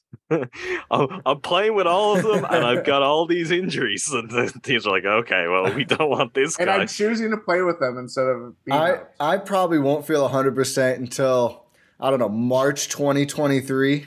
Let's say March 2023. I won't know until then. So I would say anyone interested in me, wait until... Oh, is that after the deadline? Oh, well, I guess no one should trade for me. He basically should have just said that right away, too. I think if they had won the championship this past season, he retires. Yeah. And I think that's likely what he's still there for. He's probably not the only one. Is he still looking Wes for his Matthews first? might have retired if they did that, but... Did he get a Spurs one? No. No, he missed the Spurs ones. It was, and he got because he's traded for Kawhi then. So, and obviously that's the next kind of go around of the Spurs winning championship. So he hasn't got a ring, and I really think that's what he's holding out for, and he knows he's in about as good a place as any. But yeah, that's a tough one. From Trust in Horst, is Brian Windhorst the only legitimate national media member who we can fully support as Bucks fans? I would be wary of fully supporting any national media member. I'm fully in support. Oh, there goes Ty. If you're on YouTube, just windying his way off the screen. Windies have to stick together. A fellow Windy, yeah, exactly. I don't know. My general take, this is not a serious question, but my general take is we just shouldn't support or feel any way towards any national media members because there's a lot of good, there's a lot of bad. Just they're doing their job. They're not doing it to they are, and they all do have agendas like that. Not in a nefarious like. There, you could be, for example, I won't name names. Long-time listeners will know. There's a reporter at a major, a worldwide leader. Some would say that I'm not particularly a fan of, and haven't been for quite some time. And I don't think that person is generally very fair or reflective of reality when it comes to the Bucks. Guess what? It's not their beat. Yep. All the teams they cover are the Bucks' rivals in the standings, and it turns out, they think those teams are better than the Bucks. How about that? It's almost like job security is attached to that sort of thing too. So you just take it all as it comes. Use your brain. Don't get too emotionally attached. When Windy does stuff like that, lap it up. That's the good stuff. Don't support these people. Don't stand anyone. Don't stand anyone ever. That's just be a rational thinker. Just be a person. Acknowledges people. People do good things and bad things. You can, but it's like also there. We don't know any of these people. No, but I'm just in general. There's always just like, oh, you think Zach Lowe had a bad take. You hate Zach Lowe. No, I'm just a person with eyes. Like it's not. There's always this thing online to be like, oh, you said Javon's not better than whoever. You're low on Javon. No, I'm not. I just acknowledge things that happen. It's very simple. Just do that with media members. It's that simple. It's just treat media members like I treat Bobby Portis. That's what I was saying. I think. Which is, famously popular opinion when I'm like, I'm not sure about this element of Bobby Portis' game. No one has ever come at me about that, but I agree completely, Ty. Yeah, let's see if that just gets true. Grinds my gears. If we get to one person with that, that'd be great. From Roast Brick 44, everyone healthy. Who wins between the Bucks and Celtics next playoffs? Bucks for me. I think it's probably 7, but I'll say Bucks. If everyone's healthy, they get a huge boon in Brogdon there. But the Bucks also get it. Well, no, I understand. No, but I'm saying...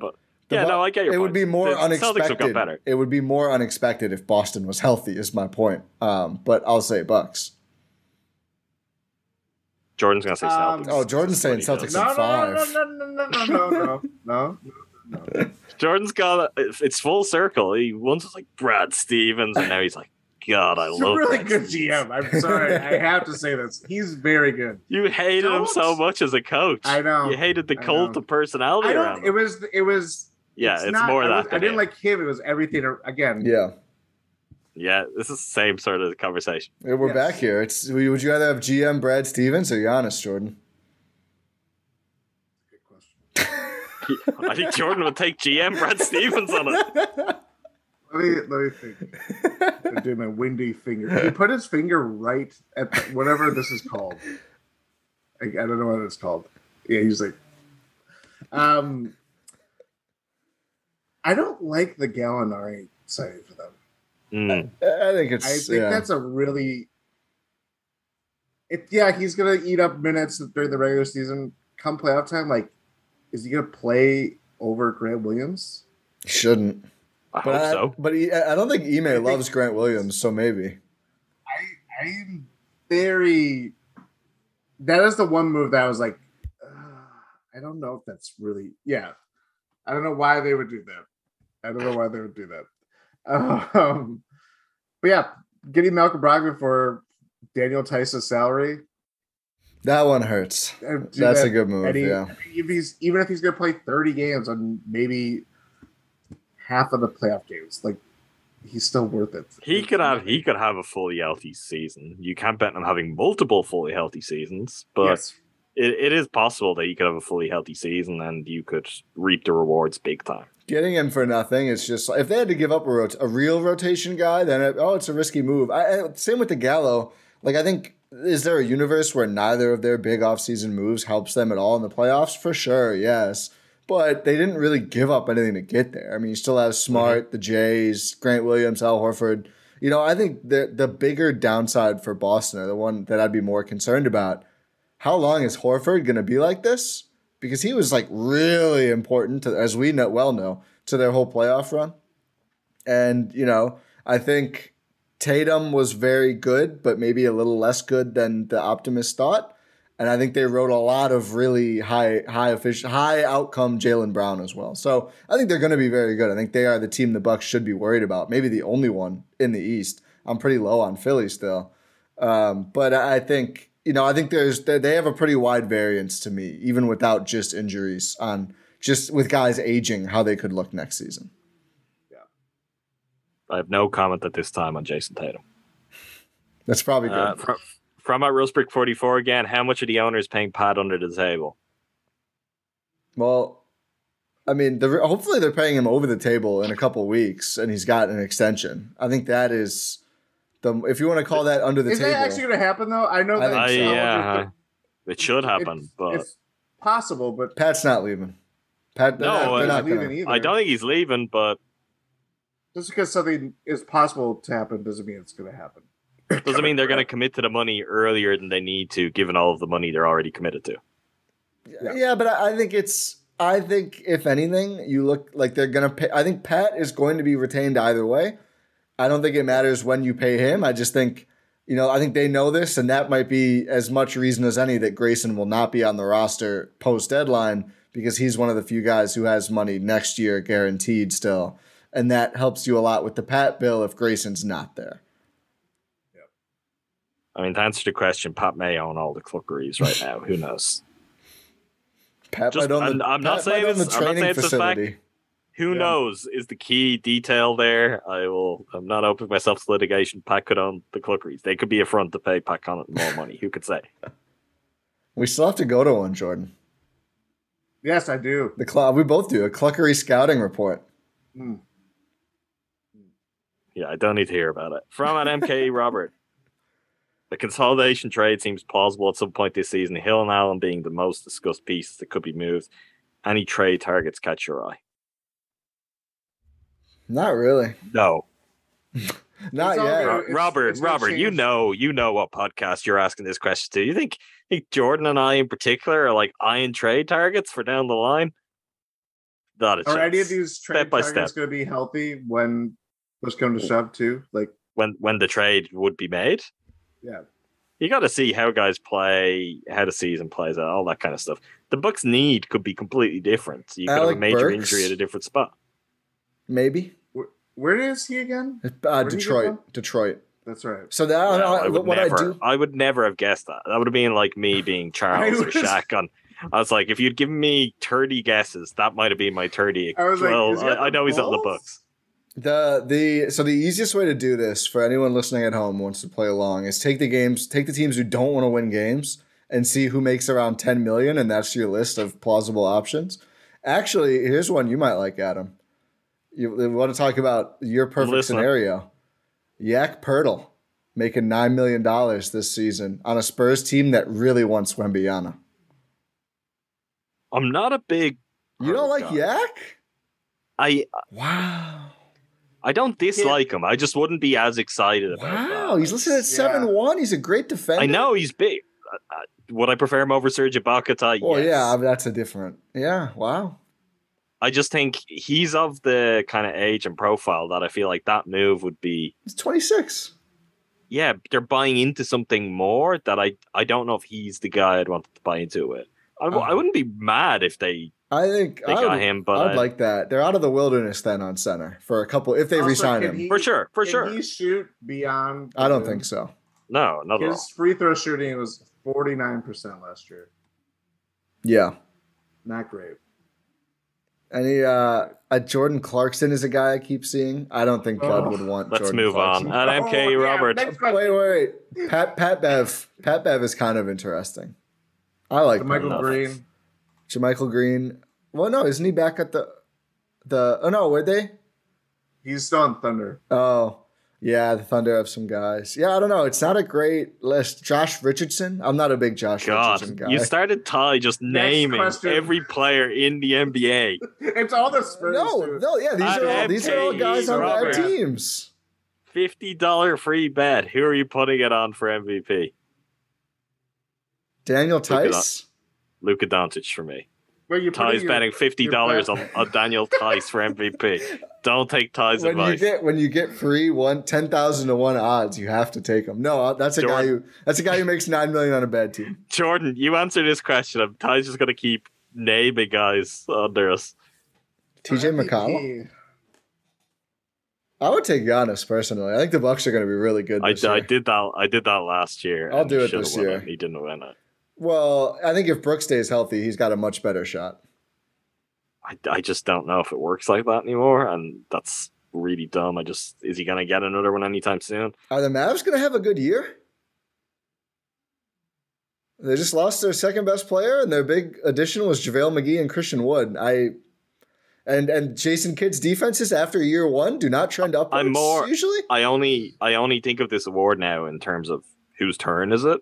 Yes. And some of what's happened with the Grizzlies, and obviously his own health ending the playoffs. I think Ja Morant would have been in a really good spot to have a chance to this. Yeah. I don't really see that in the same way now. And I think Luka is very much next up.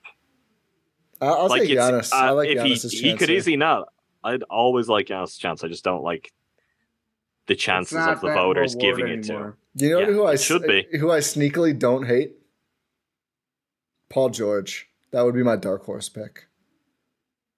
I think the Clippers are going to be really good this year, and I feel like Kawhi probably won't play enough. So I could see them being like, Clippers won 65 games. Paul George played in 75 of them. He was really good again. There you go. It just feels like a long time since I've thought of Paul George as a player in that kind of tier of NBA. He's kind of taken 2 years off. We'll see. He was a part of the, what was it, Giannis's first MVP win? He was one of the three. That OKC year, yeah. But that is still... It might have been too long since a while ago. Yeah. And how many other shoulder surgeries he's had. Yeah, that's fair. I think that would be Tatum. No, of course. Lucky the leprechaun over here. Boston Treske. What's this? I think the Bucks will be the 1 seed if they're healthy. So I hope that they're healthy. Are you secretly from Boston, Jordan? I'm not. I'm certainly not. He's a huge Dropkick Murphys guy. Yeah, ship it out to Boston. Who isn't? Come on. Yeah. Flogging Molly. He's not a Boston guy, confirmed. Yeah. I'll throw my tea in the harbor. That is all they say. I will say this though. I think my dark horse. I did think about Paul George for a second. I was like, kind of moved on. Maybe it's not the player that I thought it was going to be for this team. Is it like Anthony Edwards? No, I don't. Soon. Yeah, I think Timberwolves are going to be. The thing is that this is not the question that was being asked, but Utah being whatever the hell that's going on there, and I would have to look at the other standings. The West is like super. It's loaded. Yeah, I think honestly, if the Warriors I don't think it's stay loaded. good, I think it's. Oh, really? I think it's loaded. Maybe. What if the Jazz find some pieces Also of something somewhere, and Donovan Mitchell has a massive season that they're like the 5th seed? Like, maybe the MVP is just going to be weird and dumb like that. Like, someone like that can find their way in. The best team in the NBA last year, they don't have a starting center and most likely will not have DeAndre Ayton on their team. Yeah, I think look at all those teams. All those, like Golden State, could be, you can make the case that they're going to be the ones who, based on. Yeah, I could see Steph. I could see Steph sneaking in right off the Finals MVP if they're good again. Everybody has question marks, and yeah, I think you could see something crazy as the Timberwolves being like a 2 seed. I don't think they're going to be involved.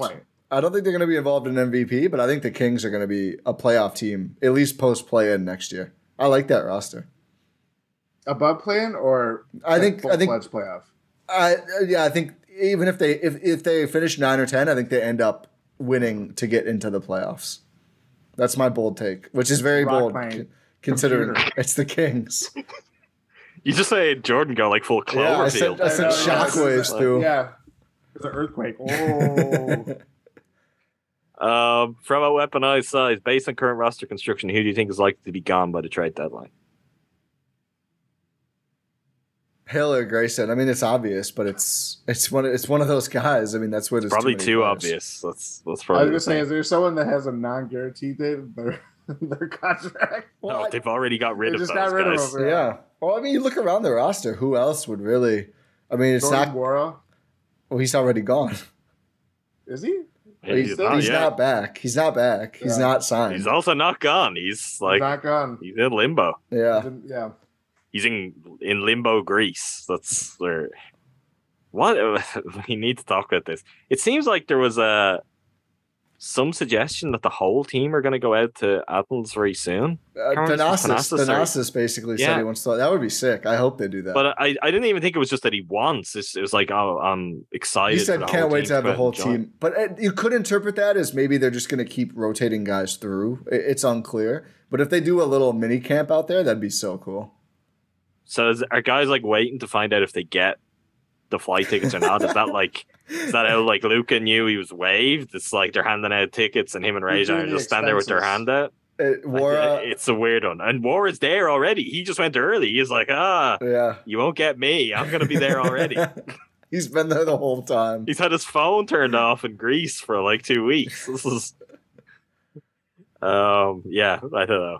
But I don't think I don't know. I mean, you never know with the Bucks, but I think they really like this group that they've built, and I don't think there's going to be a major trade. I don't see Miles Turner ever happening. By the way, everyone loves Miles Turner. I don't see it happening.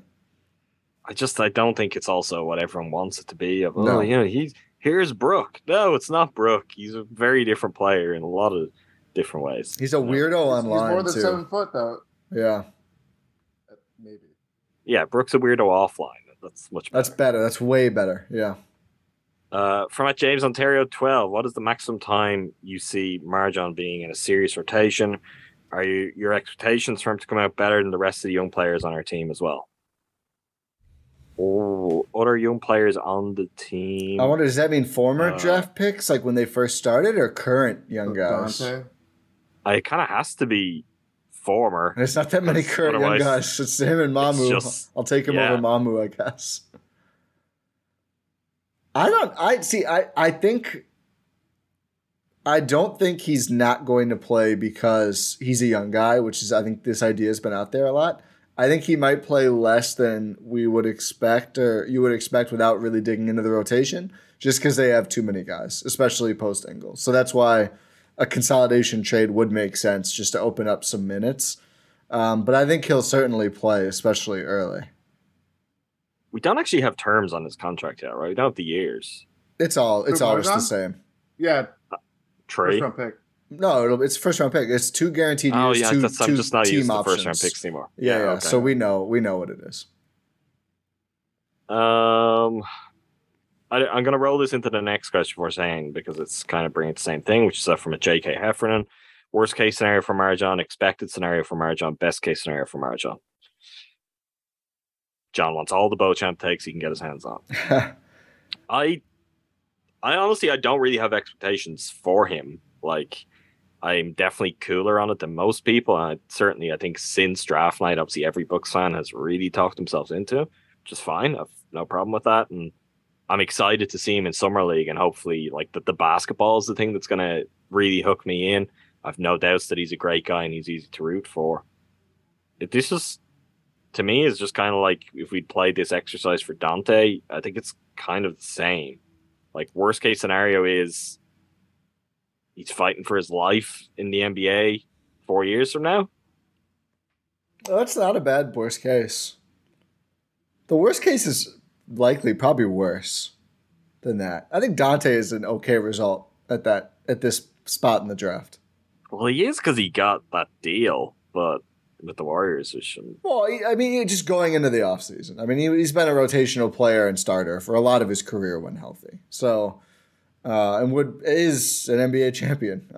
Okay, worst case is worse than Dante. I do kind of think Marjan is just like, he is a solid player in some way. Like, he may just not ultimately be good enough. Like, I don't think worst case. I don't think Ton is appropriate, for example, as a worst case. No. Justin Holiday? Is that too good? I think that's too good. Like, that's a guy who's been in the NBA for 8-9 years now. Longer. Justin Holiday is? Oh my god, I'm old. Yeah. I'm just trying to think of like an okay wing. I don't know. That's the worst case, right? Just a guy who like goes from team to team on a bunch of minimum deals. You're like, oh yeah, that guy can play wing for 15 minutes if you need him. That's, I think, your worst case. Oh sure, you got that guy. That's fine. I think that's more expected. Like, is that he's just a guy who can, like, if you're going to go middle of the road, he could carve out a career for himself, and it's like no one's ever excited to have him on their team. Maybe. No, I'm talking about like Stauskas level as the worst case. Sure. Okay. That's not a player comp, but just he's found ways. Yeah. He's found ways back into the NBA though, which I don't entirely understand. But it's still the same. Yeah, but he barely plays. It's just the difference. Yeah. He was drafted too high because Vivek was just obsessed with shooting. Yeah. That wasn't his fault. He's played 8 games in the last 3 years. He was overseas 1, G League for 1. He did last a while before that, so maybe that's a little hard. Training camp guy. Yeah. If we flip it to the positive, I think best case is that he's like a really good. I have a realistic comp. Versatile starting forward in the NBA. I have a little bit too small, but I have a realistic comp. Player who never made an All-Star team, but it's still, so maybe it's almost reasonable for the best case outcome. Okay. Prime Wes. He's a little bigger. I think you'd hope he handles a little more. But that kind of like, oh, you'd love to have that guy on your team if you have a good team. I don't think that's a bad. Sure. I mean, in terms of career arc and everything. I mean, there's people who Marjan will take that. Yeah, I think anyone should take that coming into the league unless you're Chet. Yeah. That's where he's at. I don't know. This is not a totally inspiring answer. But if you're 6'8" and you're a bouncy athlete and you're very good defensively, and yeah, your shot is not as crisp as you want at 21 years old. That's the case like for everybody. You're gonna have a home in the league for at least, like, barring significant injury, you're gonna be an NBA player for at least 10 years.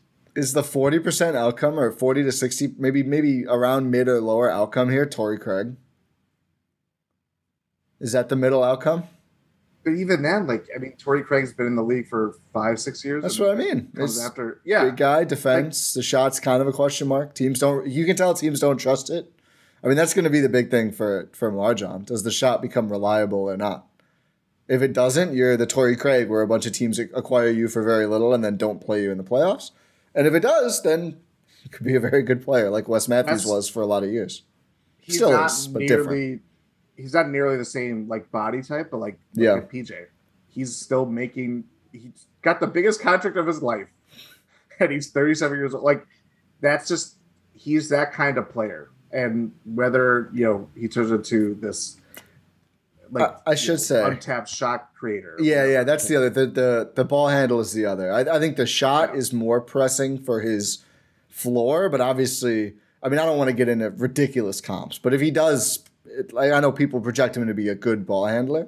If he's good or better ball handler, then you can get a little ridiculous with the ceiling. I need to see more first before I can go there, but there is the potential of that too, and that's what most of the players we've talked about have not had, and that's a big differentiator.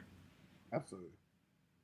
Yeah, I need to see more. We haven't seen him play a Summer League game. So I find it a tough question generally. I'll definitely still want to see more after Summer League, but a good Summer League showing would be encouraging because we don't always get that. Yeah.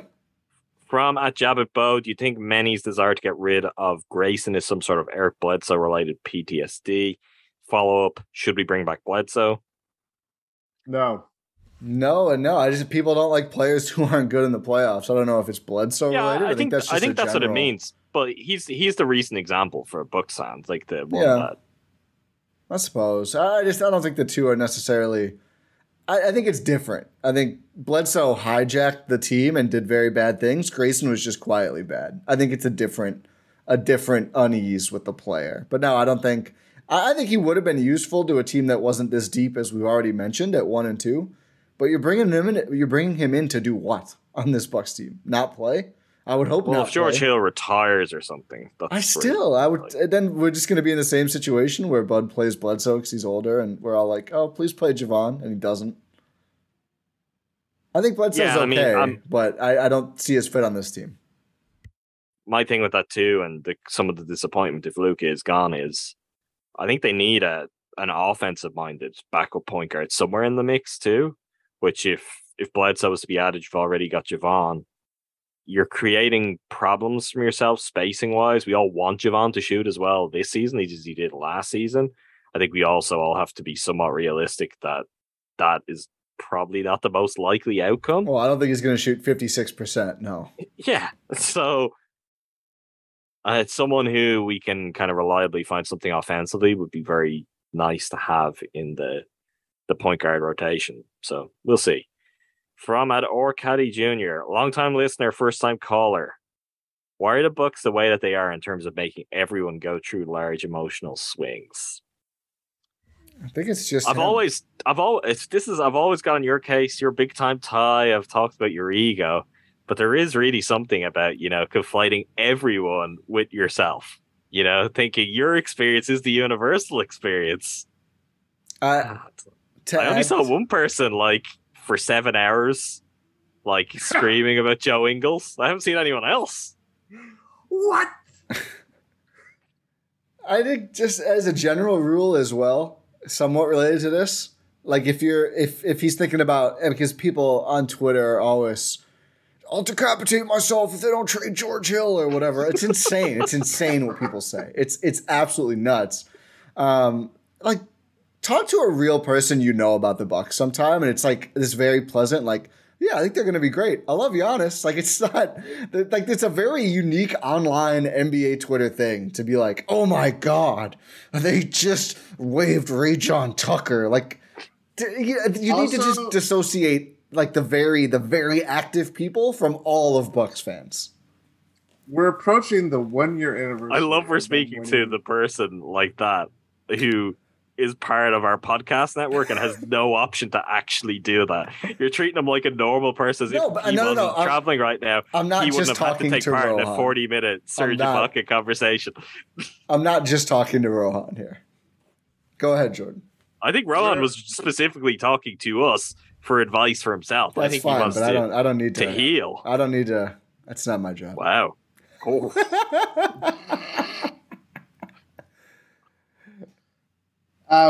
We're also I'd say we'd unpack that in therapy, but it seems like winning 6 is therapy for the Gyro Step now. Yeah. We're also approaching the 1 year anniversary of them winning an NBA chip. Yeah. Again, something I never thought would ever happen. Yeah. So my emotions are, I've never largely been this way outside of a Michael Beasley trade that I quickly learned to regret. With this team, at least. Yeah. I need to go look up that episode because you've said that a few times recently. I don't remember it being as strong. Oh, as I think you remember that very distinctly. This is going to be the take. I think he'll be a good rotation player, and that's like Michael Beasley? No. Oh, did you love him or hate him? No, he hated it, and he came around like within a week, and Bees was his favorite person on the planet. Oh, because Bees was awesome. Yeah. So. That was my maybe I should tone it down a little bit and not. And you took that to heart. Yeah, that was. I said it to Rohan. This is your Michael Beasley moment right now with Joe Ingles. It's not like he already had one of those in a series the Bucks won before they went on to win the championship. But he's young. He's also born in the 21st century, right? So he's still learning. It'll all be okay, Rohan. From C Keller 141. How much do you think we see of Mamu on the main squad this year? How many years do you think Brook has left? Well, he has 1 year on his contract left. Yeah, extension eligible starting this month. That is true. Interesting to think about how that could look. It doesn't have to be a bigger number. For whatever reason, people always assume extension means like the most possible. Could be almost any number, I think. Yeah, like Brook might just like another year to know he has that and to know he's in Milwaukee. That could suit all parties, although maybe it's worth waiting and seeing given the injury last year. And I'm kind of thinking 2 years on Brook. This and one more. He's 35, right? 34? He could go longer, but I think if you're the Bucks and the level the Bucks need to play at, that is pushing it to the absolute limit of what you can be banking on. He is 34. Will turn 35 a couple of weeks before the playoffs. Oh, yeah, I forgot.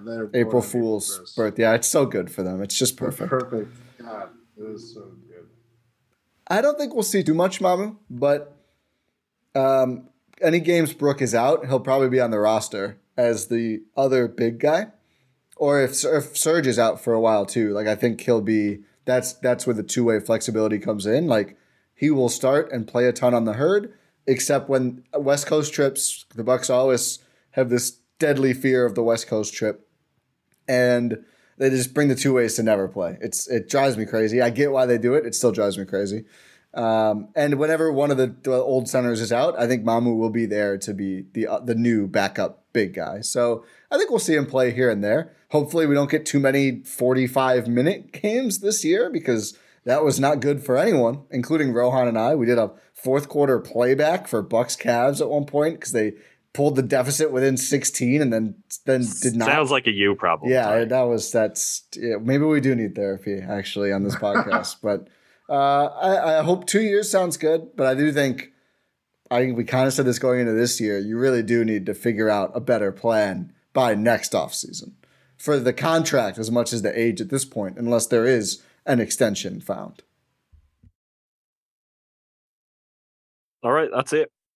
This is our longest podcast, it feels like, in multiple years. So I think Ti might be the problem, Jordan, rather than you and I. We've been doing a good job of keeping things, we're on a tight ship around here. Ready so maybe it's Ti. It's always we'll keep that in mind as, big time. As we monitor the situation at the Gyro Step podcast, which I'm sure a lot of people are doing after this episode. Where we wrap up, go subscribe to the Gyro Step Podcast Network, wherever you get your podcasts. We should be absolutely everywhere. gspn.info, that is our hub for all things Gyro Step Podcast Network. If you want access to the Discord, if you want to go to gspnstore.com and support us by picking up some Win in 6 or Gyro Step or Cruising for a Bruising merch. What else in there, Ti? Can people go leave reviews there? Do we have that at gspn.info? There's links to all the pod pages. Links to the platform. So you can there. And there's a contact email. If anyone hasn't looked, there's a little fun descriptions of all of us on the GSPN crew page. That's worth checking out. I honestly don't remember that, so I don't know if I had input. I'm nervously going to look that up. You didn't. No, I got you in there as Merch Czar. Oh, okay. Nice little title. Yeah, sure, that works. So yeah, you can get all of that stuff there, and you may be watching this on YouTube. This episode is up on YouTube if you're not already. Make sure you go and subscribe to the Gyro Step Podcast Network YouTube channel. That's pretty much everything. At Winning Numerical Value 6 Podcast. So you'll find Winning 6 on Twitter. That's where you can send your mailbag questions for future episodes. I'm at Adam McGee 11. Ti's at Ti Windisch. Jordan's at Jordan Treske. Thanks again to all of you for listening. Thank you, Ti. Thank you, Adam. Thank you, Jordan.